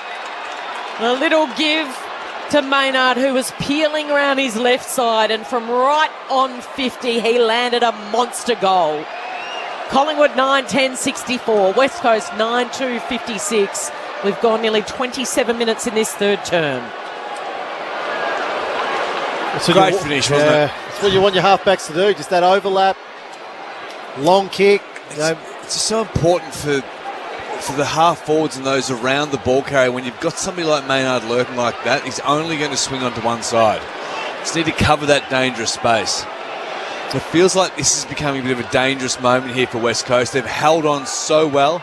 The brief moments of momentum they've had, they've made the most of those and kicked truly, but Collingwood is continuing to grow and build here. Nat Nui wins his own clearance from his own tap, kicks inside 50. Waterman couldn't do much about that. Rioli, kick to the top of the square. Ryan in a one-on-one, forced to spoil in the end. Madgen held his ground. Ryan at ground level. He's almost out of play and he's happy to take it out and force the stoppage inside 50. West Coast keen to set up behind the ball. Ryan trots back to the goal square. Ball will be tossed in, 40 from the West Coast goal. Thrown back into play. Nat Nui again to the front where he's looking for the run of Rioli, who just beat side bottom to the ball, actually kept it in. Side bottom works the 1-2 with Moore. Moore squeezes a kick out of there. It's going to float too far. Out of bounds on the full. It'll come straight back. Free kick going the way of Foley, who's about 75 from goal. He's just going to put it to the top of the goal square. Nat Nui is down there. Darcy Moore floated in across from the side and tapped it down, the umpire says. In that pack of about 8 players, I'm picking out a free. And I'll give it to Jeremy Howe. He's on the last line of defence. He guides that cautiously to side bottom. Out in front of him, he put it. Side bottom now to half back. Wants to kick backwards to Darcy Moore. Still 2 minutes remaining in this quarter. They could just steal one here late, West Coast. I think it would be a good result considering the dominance Collingwood have had forward of the ball this quarter. Collingwood by 8 points, but they've done all the attacking in this third term, and West Coast just clinging on by their fingernails at the moment, even though there's not too much in it, but they've got the intercepting mark, and Luke Foley's been paid the mark. And there's a 50. You're saying yes, Maisie? Yeah, I reckon that's 50. Knocked it out of his hands, wasn't in the contest. Jeez, that's pretty hard. I think you're real hard there. That's a split-second decision. So Luke Foley, it'll bring him within range. A split-second decision means it's a 50-metre penalty. And he's going to have a set shot. Only ever kicked one goal in his career, playing just his 11th AFL game. Foley sends it on its way. He's hung it out to the right. Can he swing it back? No, he can't. It's a narrow miss. Pies by 7 points. 1.5 minutes to play until three-quarter time. Big fist here if it's a long kick out for West Coast. Just try and keep that ball in the dangerous scoring zone. It's short instead to Howe. He goes back to Pendlebury by hand, who kicked it in, and he goes shorter still to Madgen. Well, that's the class there, isn't it? Pendlebury just makes great decisions. Madgen short. Good running by Josh Dacos. Now they're out of the danger zone. Kick over the top is good as well. So they've worked this methodically, the Pies, around the outer side, almost up to halfway. Noble with the ball in hand. Cuts inboard and then goes to left half forward. Grundy, no grab. Hoskin Elliott missed his target with their hand pass. Witherden fell on top of it, and players fell on top of him. No chance to get rid of it. Ball up, left half forward for the Pies. 9-10-64 Collingwood. West Coast 9-3-57. Kick inside 50 is okay. Sliding in there was Cameron. Nowhere near the ball in the end. McGovern quick to recover. Hand pass short to Naish. That's a smart kick too. Just took a bit off it. And he's able to find Dixon, who's just inside the boundary line, right half back. Dying stages of this third quarter. Wouldn't want to concede one late here, West Coast. Kick long is okay. It's smashed back again, though, and now Collingwood to Brown, who just kicks off the ground inside 50, straight to McGovern. McGovern hand pass to Witherden. Now to Redden, back to McGovern, still at right half back. Composure needed, and he delivers. Out wide. Jones takes the mark, a metre inside the boundary line, spins the ball a couple of times. And there is the three-quarter time siren. So despite having the momentum for much of that quarter, Collingwood find themselves only 7 points ahead of West Coast at three-quarter time. 9-10-64 the Pies. West Coast 9-3-57. 7 points the margin. We'll run you through the goal kickers. First of all, for the West Coast Eagles, 2 to Ryan, 2 to Kennedy, and 1 each to Rioli, Naish and Langdon and Edwards. And for the Pies, 2 to Ginnivan and 1 each to Myercheck, Maynard, Hoskin, Elliott, Henry, Cameron, Wilson and Dacos. So plenty on the line with 1 quarter left to play here under the roof. Can West Coast mount a final term charge, or will it be Collingwood to hold on? They have the 7-point lead at the final break. You're listening to Grandstand AFL on ABC Radio and ABC Sport Digital. ABC Sport now has its very own newsletter, and we'd be pumped to have you on board. The ABC of Sport will provide a wrap of all the best stuff that's happening in sport every week. Simply go to abc.net.au/connect and get ready for a sport hit in your inbox every Friday. Get on board with the ABC of Sport newsletter for content that makes you think or allows you not to. The 2022 AFL Premiership season. Grandstand AFL on ABC Radio and ABC Sport Digital. Foley just waited a little bit too long on the kick. It was smothered. Elliott on the scraps, into the pocket. Myercheck stuck out of hand. Cameron's in the goal square. Can he get it to him? Yes. Kick, goal. Edwards looking for Rioli, but swooping on it. Ginnivan. Rioli tackles Ginnivan. It's dangerous. Ginnivan wins the free. Oh, and 50 against Willie. Clearly he said something to the umpire there, Cal. And he knew it, didn't he? Because he turned around, he put his head down, Ramo, and he's trotted down to the top of the goal square. And this will extend the Pies' lead. Listen to the applause here. Ginnivan, top of the goal square. Kennedy, he's marked right on 50. Has he got 51 metres in his right boot to keep them in this contest? Josh Kennedy delivers. This is the 2022 AFL Premiership season on ABC Radio and ABC Sport Digital. Three-quarter time here under the roof. Collingwood 9-10-64, leading West Coast 9-3-57. Straight after this match, some of our audience are off to Fremantle and GWS at Perth Stadium, but for the majority of our audience, they'll be off to the MCG just down the road where Richmond are taking on the Western Bulldogs. There for us now to give us a quick insight is Joel Peterson. Hello, Joel. G'day, Maisie. On a beautiful Saturday evening it is too here in Melbourne town. A relatively mild one for this time of year, and there's a bit to like about this clash this evening, but despite the ladder positions of these two teams perhaps not being what we'd expect. Richmond and the Bulldogs enter tonight 11th and 12th on the table, 1 and 2 respectively. The Tigers winners in round 2, and the Bulldogs squeaked past the Swans last week, but they both have much loftier aspirations than that.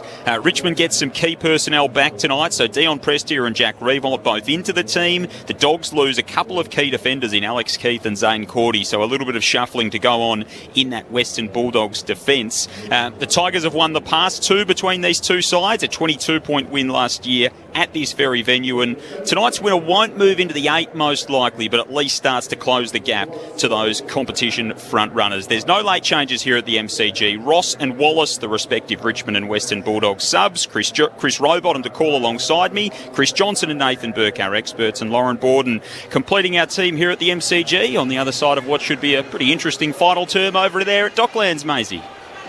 Looking forward to it. We'll see you down the road a little later on. Collingwood 9:10:64, West Coast 9:3:57. Andrew Mays, Kelly Underwood, and your experts on Grandstand AFL to tell you what's going to happen in this final term. Adam Ramanaskas and Brad Sewell.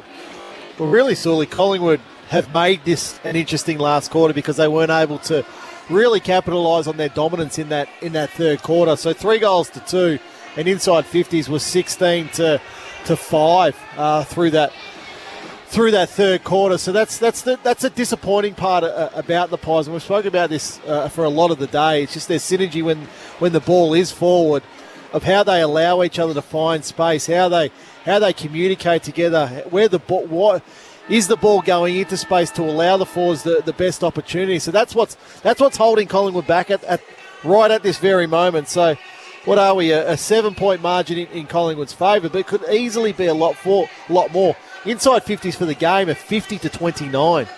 So if you look at West Coast as a whole, 12 scoring shots out of the 29 entries, they're going pretty well.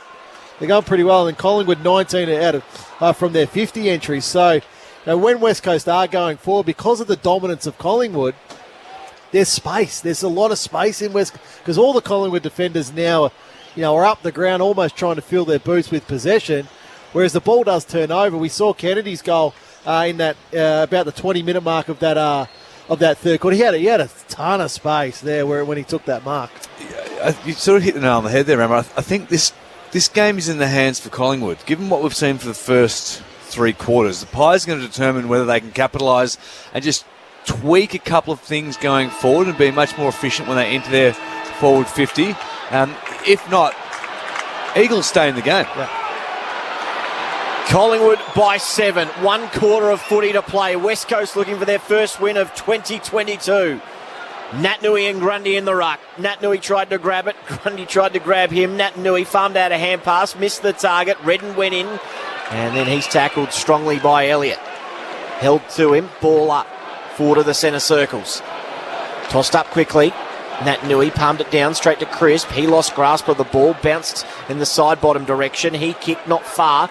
Rebound here comes the way for Jones, who kicks towards the top of 50. Rioli and Pendlebury in a one-on-one. Rioli cleanest. Hand pass to Kennedy, who snaps from 50. All class. He's done it from the left pocket. He's done it from the right pocket. He's got 3 for the afternoon. What a perfect start for West Coast in this final quarter. Margin back to 1. Another great example of West Coast capitalising on opportunities, and they haven't had many, but they've hit the scoreboard. They've kicked truly 10-3 so far for this game. They've made the most of the opportunity. How good was the contest between the class of Pendlebury and the freakish skills of Willie Rioli, and Willie Rioli won out. Yeah, and it's you don't say that very often about Scotty Pendlebury. No. But, everyone's allowed to lose a contest once or twice in their career. So, but I love the finish by Kennedy. Just steadied himself, kicks around the corner, 3 goals for the Eagle veteran. He's having a big hand in this game. And they believe, Rama, they believe. Kennedy turned and celebrated big time into the pocket. They trail by 1 point. the under siege, under man West Coast Eagles. Oh, what about that tackle from Jones on Elliott?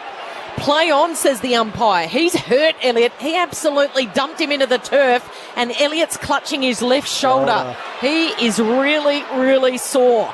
So they're setting the tone here, the Eagles. They've worked it to half forward. Here goes Kennedy. He's put on a chase. He shoves Maynard in the back. There's a bit of push and shove behind play, and it's the Pies that have worked it to Tom Wilson. So Wilson's got the ball in his hands right in front of the bench where Jamie Elliott is nursing his left shoulder and coming straight down into the rooms. So the injury-riddled Jamie Elliott, just when he's putting together a purple patch, you feel for him. 4 points on the line here. Wilson sends it to the 50 and Grundy's taken the mark. Oh, push. There was a push out in the contest, a free kick to Barras. Josh Rotham, the sub is on for West Coast, and Luke Edwards has been subbed out of the game. So Barras to the broadcast wing, holding in this. It'll be a free kick to Kennedy. I think you can expect Trent Bianco to be activated pretty quickly also, Maisie. So Kennedy's got it. Dock side wing. He's kicked 3 goals this afternoon, but he's a long, long way from home. He runs around Wilson and then he pulls the kick and goes short to Duggan, who's got it at half forward. They're up for the fight, the West Coast Eagles. Duggan. Up high he goes. Into the heart of the 50. Front spot was Darcy Cameron. Kennedy charges at it. Puts his elbow up high. Almost an illegal fend-off that works its way to Grundy. The underground handball comes unstuck. And then the hurry kick from the Eagles inside 50. The target down there was Darling. Jones has got it. Jones is gone. Holding the ball. Maynard too good. Got him. Wow. Jones' eyes lit up. Saw the goals in front of him. That was a simple handball to Josh Kennedy. And no doubt Josh Kennedy would have been having another shot at goal. A goal-saving tackle by Maynard. He retreated to Pendlebury. He goes right up the middle to Nick Dacos. Aggressive kick is good too. Into the centre square to find Grundy, who's indecisive. Hand pass over the top is okay because Howe's got space from the centre circles. Low piercing ball inside 50. Spoiled away from Cameron, who fell to his knees. Now Josh Dacos, left half forward. Time to make a decision. It's a hand pass to Wilson on his left. Kick is good. Myercheck from behind. Will he be paid or will it be the man in front? It's Myercheck from behind. McGovern can't believe it, but it did look like Myercheck just might have had first hands on the ball. Something in that kick, actually putting it on McGovern's head, engaging him, not allowing him to run and jump at the ball. Flatter, just a much flatter kick. Yeah. But also helps when you get somebody like Myercheck coming third over the top. He attacks the footy so well, Myercheck. It's hard to tell from that replay who had hands on it first. Doesn't matter now. Myercheck comes in and misses. That's a shocking kick. Never looked like it. All the way out to the right. One behind their first score of the quarter. 9-11-65 the Pies. West Coast 10-3-63 after 5 minutes in the last quarter. So there's 2 points in it. We keep waiting for the Pies just to get a run on and run away with this. But they keep leaving the door slightly ajar. And the Eagles are up for the fight. They want to bash that door open. Can they secure their first win for the season? The kick in from the Eagles has been chopped off by Howe. So Howe at half forward. He's going to send it back inside 50. He sees a target he likes in Myercheck. Waiting at the back is Reef McInnes. He can't get there in time. The ball dribbled away from him and over the goal line. That margin now 3 points. The biggest run of goals by either team in this game is only 3. Yeah. By Collingwood in that second quarter. That's right. Yep, it was West Coast by 17 points and Collingwood put 3 quick ones on the board. Margin is now Collingwood by 3. Aggressive kick down the middle. Kennedy did well at ground level, though it spills to Crisp. Underground hand pass is okay, but sits up for Brown. It never did. He was tackled, possibly without it to start off with. Ball was then dragged underneath him. Umpire wasn't falling for that. It'll be a stoppage inside the centre square. The underground hand pass is always something that looks great when it comes off. But when you've got the chances to get it inside 50 again. I think they've tried it twice as well in this last quarter already, Collingwood. From the stoppage, no one can emerge. I reckon Kevin Sheedy would have given you much leeway on that one, remember? 0. Trent Bianco warming up on the boundary. The tracksuit top's off, so the paperwork's been done. He's coming in for the injured Jamie Elliott. Grundy won it down. Nelson just got a hand pass away. It's okay to Hoff, and then over the top to Redden. Further out wide to Foley, and then he goes to Naish, who's called to play on. Aggressive kick. Back to Foley. It's a good one. In fact, it's O'Neill, rather. And he flares it out wide to Foley. I'm tipping Clarko wouldn't have been too fond of it either. I tell you, that was something that I never tried, Rama. Foley pulls his kick at the last minute. Then it's all a bit messy going forward. No chance for Dixon to mark that. He did well to create a contest. He sees it out of play.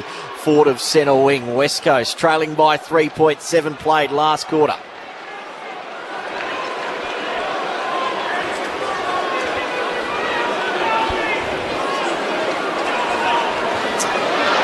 So it's tossed back in. Grundy tried to get it down to Crisp. It's been stolen away from the Eagles here. The kick into the left forward pocket where Ryan was, but he's outmarked by Madgen. He's done a pretty good job, Madgen, because the ball's come in probably 3 or 4 occasions where it's been a one-on-one with Liam Ryan. He's done a good job. So Madgen's kicked towards Grundy on the City side. In the air, he can't win it. It's kept in play. A little soccer going the wrong way was side bottom. Now Cameron. Was going the right way, rather, but it's stolen by the Eagles. This is Langdon. Teams up with Naish. Langdon gets it. An awkward-looking kick, but it's effective. And the mark has been taken by Dixon. So Dixon's got it at half forward. On his left, he's going to put it into the left forward pocket where Darling's got to run at it. And Josh Darling, in the end, it was an uncontested mark. He got separation on his opponent, a quick, short burst lead. And Darling is going back to see if he can put through his first of the afternoon and, more importantly, put his team in front early stages of this final term. I'm not sure what the boos are for. Maybe it was something that happened in the off-season, but Josh Darling to the southern end. He's on a tight angle. He's only 20 metres out and he's put it straight through the middle. And that will silence the Magpie army. Darling puts the West Coast Eagles in front by 3. 11-3-69. Collingwood 9-12-66. And we have gone 9 minutes in this final term. This has been full of heart from the West Coast Eagles. I've loved it by the Eagles because they've been criticised heavily over a number of weeks now. Their performance against North Melbourne was good. Last week against Fremantle in the Derby was horrible.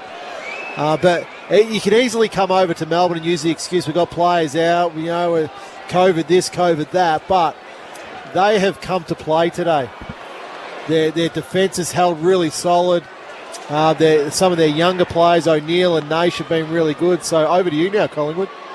Grundy slaps it forward. It was knocked out of Crisp's hands. Back into congestion. Nat Nui there. Brown socketed away from him. It spills out defensive side of the stoppage for the Eagles. O'Neill caught one high. Wins the free kick. Numbers out wide as well. One of them's off. He wants to go forward if he can. He was yelling to Nelson, who was going to the bench. He kicks long inside 50. Ryan can't get a fly. In front, Dixon does the rove in the ruckman. Hand pass to Langdon. He's taken down in a tackle. Umpire says play on. Plenty of players around it. Make sure it's going nowhere. Noble in a bit of a wrestle. Off the ball there with Langdon. And the umpire will ball it up. 40 out directly in front for the Eagles. Tossed up. Grundy down to Nick Dacos. He's stripped of it. Nat Nui, ground level, couldn't gather. Taps it to Langdon's advantage. He's taken in a tackle. A hint of high. Umpire says play on. Now Nick Dacos. He makes sure it's going nowhere. And we'll have a ball up a little further around into the left forward pocket for the Eagles. So they lead this by 3. First 10 minutes of this final term. 2 goals to the Eagles. 3 behinds to Collingwood. Flicked up and punched down by Grundy. To Josh Dacos, to Darcy Moore. His kick out wide. No one is there. It rolls over the boundary line. A boundary throw in on the City wing. Last time they went 0-3 was in 2010. They finished bottom. They claim the wooden spoon, the West Coast Eagles rather. They were under the pump in the spotlight in the media in Perth all week after their performance in the Derby. They've come out breathing fire here this afternoon, and you've got to admire it. Can they hold on for what would be a famous victory? The West Coast Eagles by 3 points. Boundary throw in. They'll reset now. Another stoppage on the outer side. It comes the way of West. A fumble. Crisp gets involved. Callum Brown on all fours. Now here's a chance. West receives the handball. Turns and kicks towards Liam Ryan. He flew at the top and he missed it. Waiting at the back to mop up was Howe. Can he hit side bottom? Desperate lunge, but he can't quite pull in the mark still. And he sees it over the boundary line. So a boundary throw in, 50 around from the West Coast Eagles goals. They've done all the attacking so far in this final term. Ball will be thrown back into play. Another one would really hurt the Pies. West Coast deep forward here. Nat Nui over the top, won it down. Brown's going nowhere. Wrapped up immediately. Another stoppage. That time by Duggan, who gets to his feet. Nat Nui and Grundy again. Nat Nui over his head. Straight to Crisp, though, who had a fumble. Got the hand pass, though, to Nick Dacos. Could have been out. It wasn't. Off his left. Missed the target. Now Hearn kicks a bumbling ball back inside 50. Nat Nui and Redden argued over it. Nat Nui, in the end, led it for Redden, and neither of them got it. Collingwood come away with it. Crisp. Hand pass to Brown. Now to side bottom. Drew the opponent. Nick Dacos, smart. Short left foot kick. And Wilson has it just behind halfway. Take away the two subs, Bianco and Rotham. Nick Nat Nui is the only player on the ground who hasn't taken a mark. It's quite a stat. Adam Ramanauskas as Wilson sends it to half forward, but it's all the Eagles and they repel again. Here's Hoff. He's kicked it straight to Darcy Cameron for the Pies. Cameron. Short to Wilson over his head. Couldn't hit up the target. A chance for Nick Dacos. The umpire's blown his whistle and said that Wilson was taken high. So a free kick for Tom Wilson. He's got it right in front of the Eagles bench. Still plenty of time to run in this contest. 10 minutes to go. West Coast by 3. Wilson pumps it inside 50. Who are the Flyers? In front was Ollie Henry. He mops it up. He dropped it. He flicked it out, but he's been pinged for holding the ball. And the recipient is Hugh Dixon. Great tackle applied in just his 4th AFL game, the 23-year-old. Done a few nice things, Dixon, this afternoon.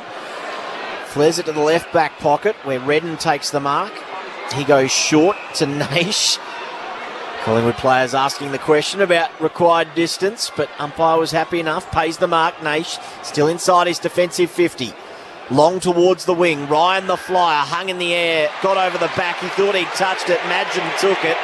Crowd wanted 50. Umpire was a bit forgiving. Madgen to centre half back.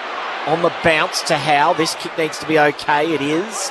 He finds Nick Dacos in the centre square. Shorts and the outstretched hands of Darcy Moore just get to it. Moore, chip over the top is okay. Crisp takes the mark. In front of the centre circles. Kicks to space inside 50. Oh, what a mark. Redden just fended off Josh Dacos with his left hand and took it in his right. We can talk about Collingwood not making the most opportunities, but West Coast back 6 have defended exceptionally well all day. Because Collingwood can't separate them. And that's the real issue. There's 10 minutes remaining in this game. Collingwood have got to find a way to separate West Coast defenders. Kick to West. West goes long. Ryan the Fly from behind. No mark taken. Lipinski retreats by hand. Missed the target initially, so having to go back and clean up was Quainer. He got it to Howe and then to Pendlebury by hand and then across the face of defensive 50 to Hoskin Elliott. Who's got a loose player on the wing in Henry. Ollie makes marks uncontested. They need a goal and they need one soon. Collingwood goalless so far in this final term. We've gone 15 minutes. They trail by 3 points. He kicks towards Myercheck, who flew. It was a trampoline-like leap up the back of the West Coast Eagles player, and he's taken it at the highest point, Brodie Myercheck. How on earth was this player overlooked 8 times in various drafts? The leading goal kicker for the Pies the last 2 years. He doesn't just kick goals, he can take leaps as well. Terrific mark, Cal.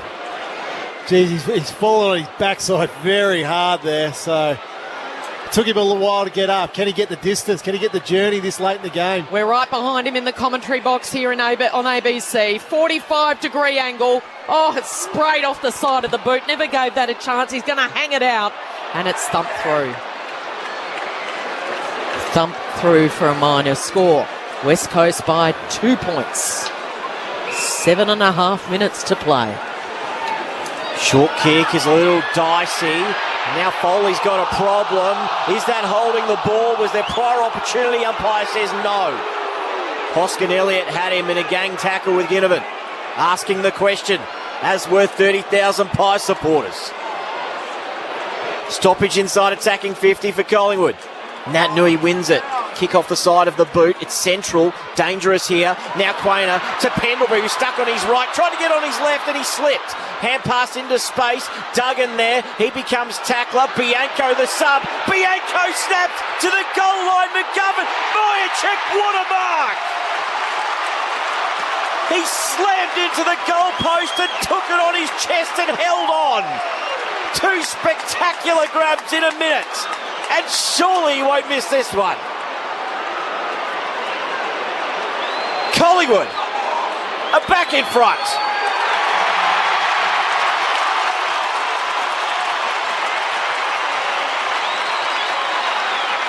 Myercheck has his second of the afternoon.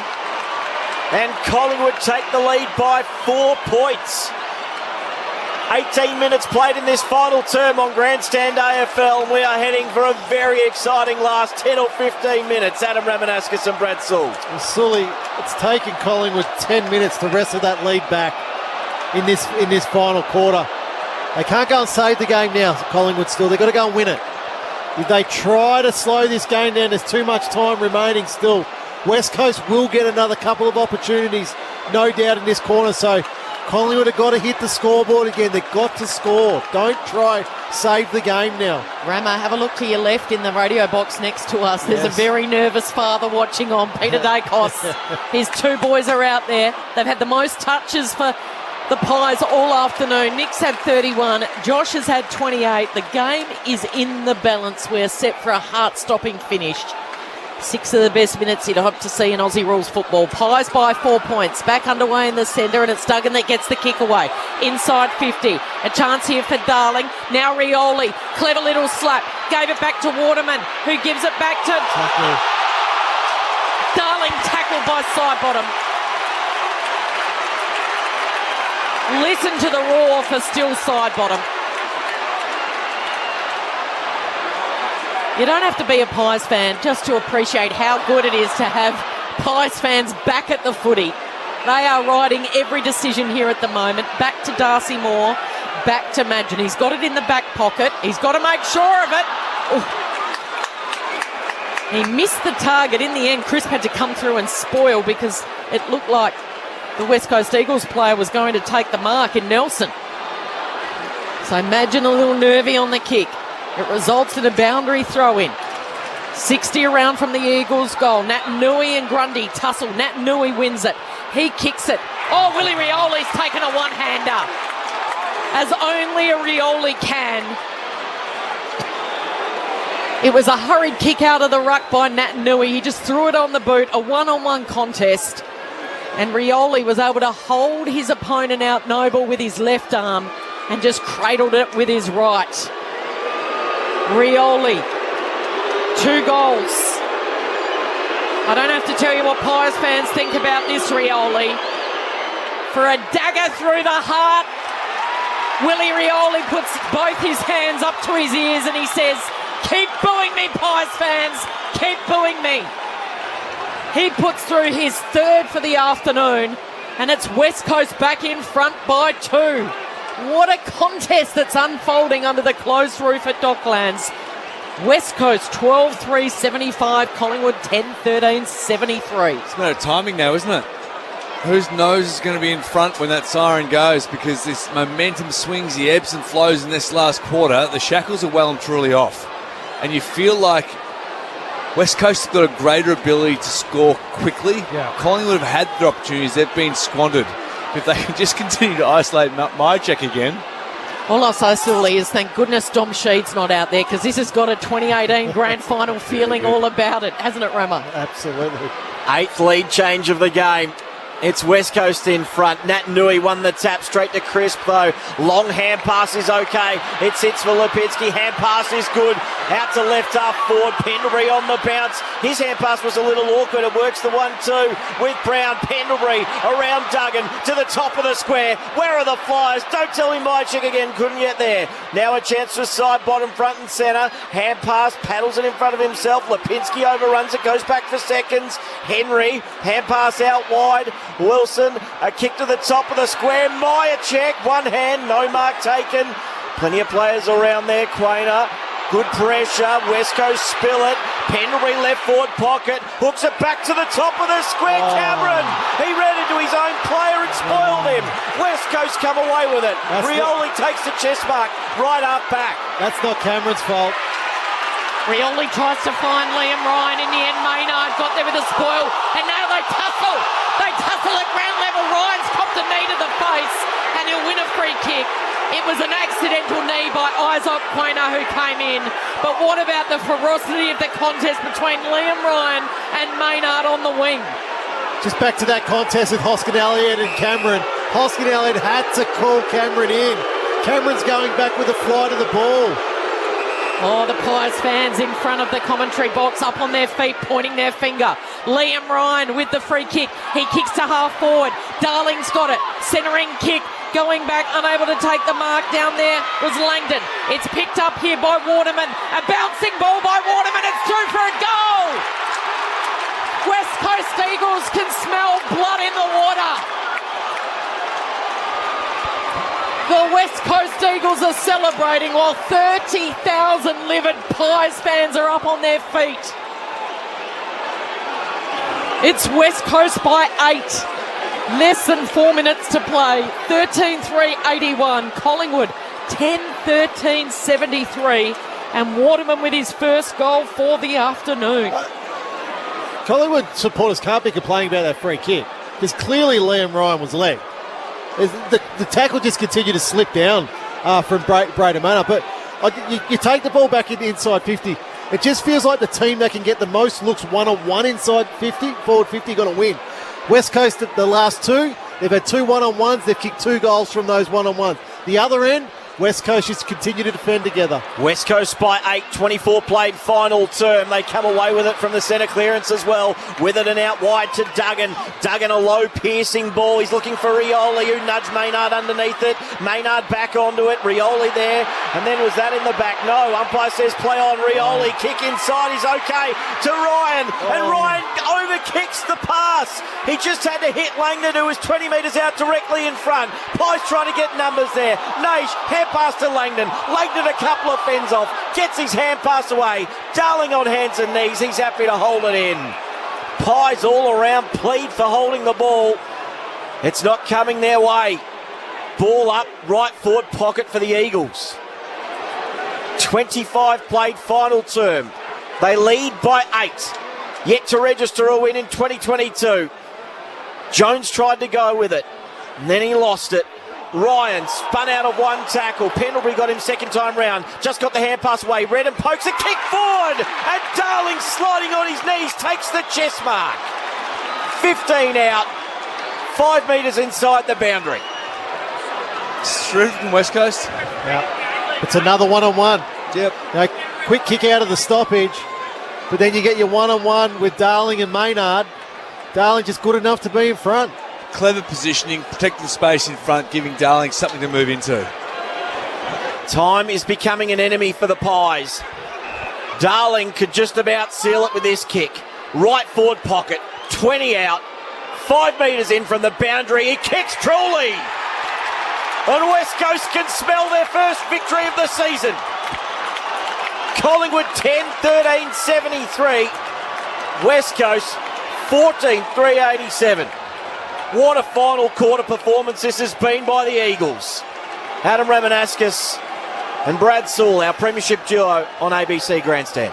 And you look at inside 50s this quarter, Sully, it's 13-9 in West Coast favour. Contested possession, West Coast 34-26. So They're doing a number really there around the contest. Clearances 10-4 in West Coast favour. Looks like Collingwood now have just moved Pendlebury into the centre bounce. Might be a little bit too late. Yeah. 3 goals they're going to have to kick in 2 and a bit minutes. Well, it's 5-1, Cal, this quarter now in West Coast favour. So, that's 3 goals in 5 minutes to the Eagles in the most critical part of the game. Coming off their lowest ever Western Derby score of just 7 goals last week, they've responded in the most impressive fashion, holding the ball in the centre of the ground, and it's a West Coast Eagles free kick.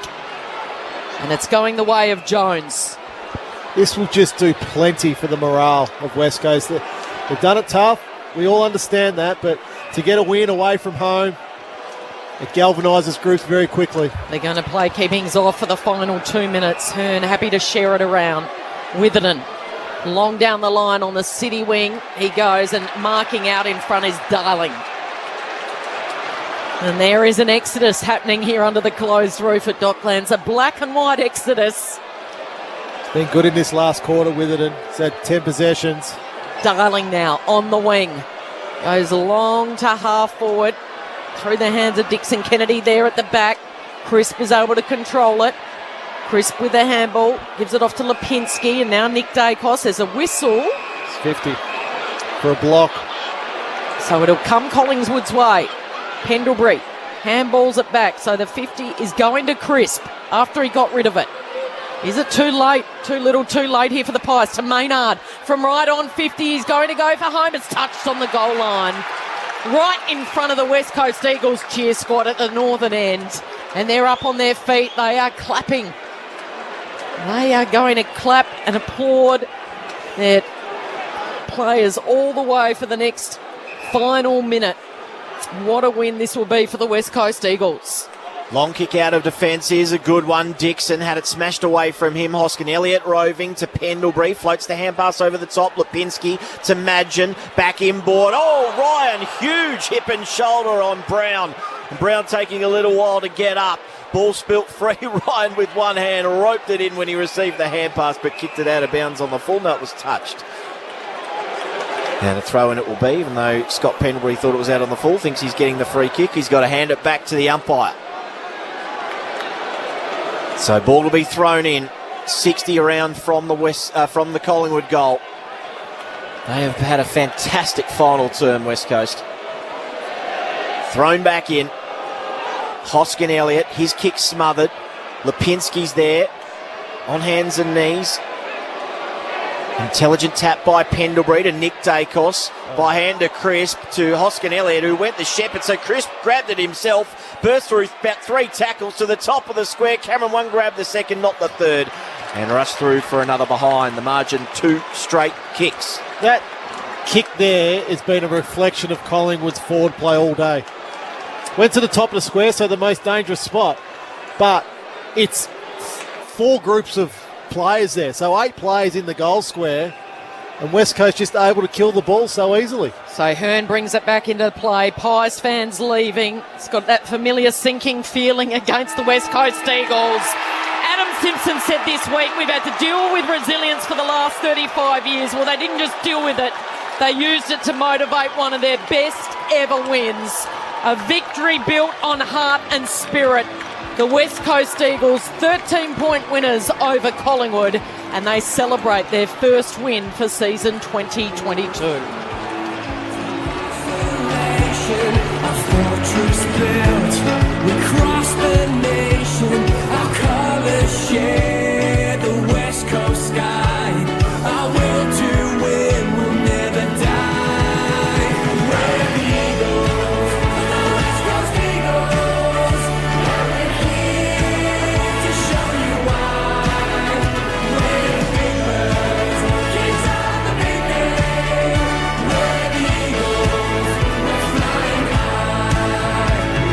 So the final score, 14-3-87. Collingwood 10-14-74 in front of a crowd of 5,897.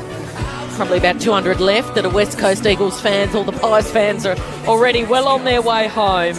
It was West Coast by 6 at quarter time, by 2 at half time, Collingwood by 7 at 3/4 time. They prevail by 13 points, the Eagles.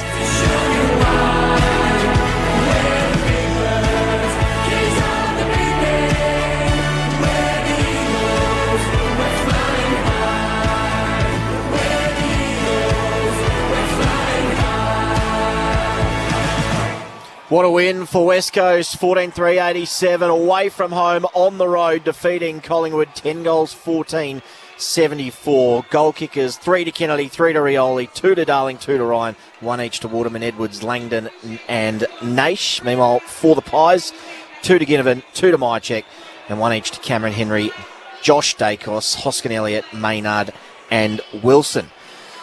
Unbelievable final quarter. There's a lot for the West Coast Eagles to take out of that, considering where they came from just 7 days ago in that derby. It has been some sort of turnaround, Rammer and Sully. Yeah, it has been. I mean, the way the game started was really ordinary, sloppy both sides, predominantly driven by West Coast. There were lots of fumbles across the field, and they just slowly built themselves into the game. The quality and standard of the game continued to increase. But most importantly, they made the most of their opportunities. During that the third quarter, was it, Rama, where Collingwood controlled the game, controlled the inside 50 count, but just couldn't hit the scoreboard. Yeah, they just hung in there, West Coast, in that patch, Sully, where Collingwood at the 15-minute mark, they kicked their second goal of that third quarter. They got out to a 12-point lead, and they were dominating play.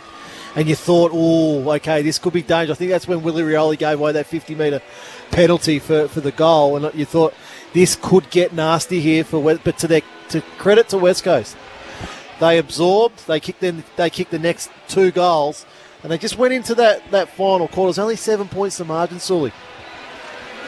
Yeah, it's tight, wasn't it? And you were harping on it all night. They could get that separation. They could get the 1v1s in their forward half. Whereas Collingwood just couldn't manufacture that. And it was McGovern, it was Brass that just managed to control the air, bring the ball to ground, and just held on really well. And you look at Collingwood's goal kickers. So Josh Dacos has played on a wing. Tom Wilson's a forward. Cameron's played a bit of ruck forward. Henry forward. Hoskin Elliott. Yeah, so it's just... There's just not enough oomph in Collingwood's forward line just yet where you can go, yep, I'm certain of it. Whereas particularly in that final quarter, Darling takes over. He kicks 2 goals in the final quarter. Kennedy was dangerous for a lot of the day. He had 3 for the game. Willie Rioli was dangerous as well. He had 3 also. It just looked to me, for a large part of that game, West Coast were able to get the isolation they wanted inside their forward 50 with one-on-ones. You look at Darling's last goal that he kicked. It's a stoppage. It's inside forward 50, that stoppage. So there should be multiple numbers in there. But Darling's still able to get one-on-one, still able to protect the space in front of him. That was the difference. And you look at Crisp's last kick inside forward 50 for Collingwood. It's 8 or 9 players. Just all in a bunch. Yep. All in a bunch. And that there is the best learning I think that Collingwood can get out of this game. Our forward craft needs to be a hell of a lot better the way we go about it. Because they've had what have they had? They're amazing. 61 inside 50s to 42. So that's a big difference. Clearances are pretty similar. Contested possessions, pretty similar. Collingwood win the tackle count by 68 to 41, so they do that quite comfortably. To be fair, it's 24 scoring shots, arguably, to 17. Yeah. So how many times are you going to see a side kick 14-3? That's right. For a game. But they took their opportunity. Yeah, they did. They just took their opportunity, West Coast. I just thought with West Coast, they were able just to grind out the win. It wasn't pretty necessarily, but they just grinded out. They took their opportunity. Yeah. These are the ones that are so important and mean a hell of a lot to the playing group. I love Jeremy McGovern's game today. He controlled West Coast back half, whether it be spoil, whether it be intercept possession, intercept mark. He was able to play on multiple opponents. Him and Barras looked like they were back to that combination of just 2 terrific key defenders that were able to work through. What's most pleasing for West Coast? Xavier O'Neill, 24 possessions. Paddy Naish, 23 possessions. Even Liam Duggan, I thought had a pretty solid game. West was pretty good for him as well. He did some nice things. So Collingwood were rude. The missed opportunities, 10 goals, 14 Sully. Poor kickings, poor football. Simple as that. So, but congratulations to West Coast on just fighting just fight. You can easily throw the towel in a season, but they're still up for the fight, I think, West Coast. We'll be able to get this song. We're off here in about 3 minutes, so the players have hung around for a while, just with some TV commitments out on the field, and nice to see them go over and thank their fans as well, who obviously have been separated a fair bit over the last couple of years. They've headed down the race, and we will join them for their song once they gather inside too. There'll be plenty of sports drink flying around, I'm sure, with a couple of boys who will have their first win as West Coast Eagles, but they are all smiles. Who's got the votes this afternoon? Because you might have the song to think about. Well, it here, I'll go through it quickly. I've given one to Xavier O'Neill for West Coast, 24 possessions, 9 contested, 5 clearances. He was their constant through the middle of the ground. I give 2 to Josh Dacos. I thought he was Collingwood's best player today, 28 possessions and a goal. But he was able to use the ball well, and I gave 3 to Jeremy McGovern. He's had 22 possessions, but 11 intercept possessions. He just controlled the game through the back half of the ground. I wonder if it might be a protocol thing, but I don't think there's any media allowed in the West Coast room, so perhaps we won't have the song, unfortunately, but we will grab it and play it for you on Grandstand AFL. Run us through those votes again, sorry, Rama, for those who missed it. 1 to Xavier O'Neill, 2 to Josh Dacos, 3 to Jeremy McGovern. 3 to Jeremy McGovern. Nice to see him back somewhere towards his best. He was outstanding and really set the tone early too, because they were under pressure in that first quarter, and he was able to shape things from the back half. Let's take the song now.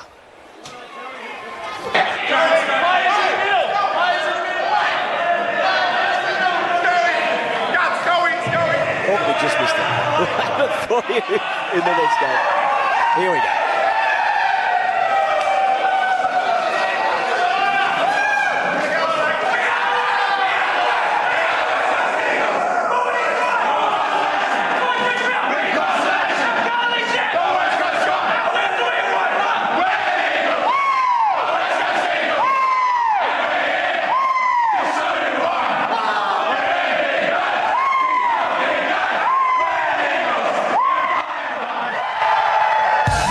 There was so much yahooing, I thought we'd missed it, the song, but importantly, we got it in there. Kel, thank you very much to you. Rama, thank you very much to you as well. And Sully, great to have all the support from back in the studios as well. Stu, Craig, and also to Ari and Adam back in the studio. It's been a team effort this afternoon, and a very good team effort as well from the West Coast Eagles. For those of you listening in WA, you'll now head to Fremantle taking on the Giants at home. Meanwhile, everyone else is off to Richmond and the Western Bulldogs at the MCG. Promises to be an enthralling encounter there in the elements too. So Richmond definitely got a tough task ahead of them tonight. Joel Peterson to head up the commentary team, which is where we are heading next on Grandstand AFL.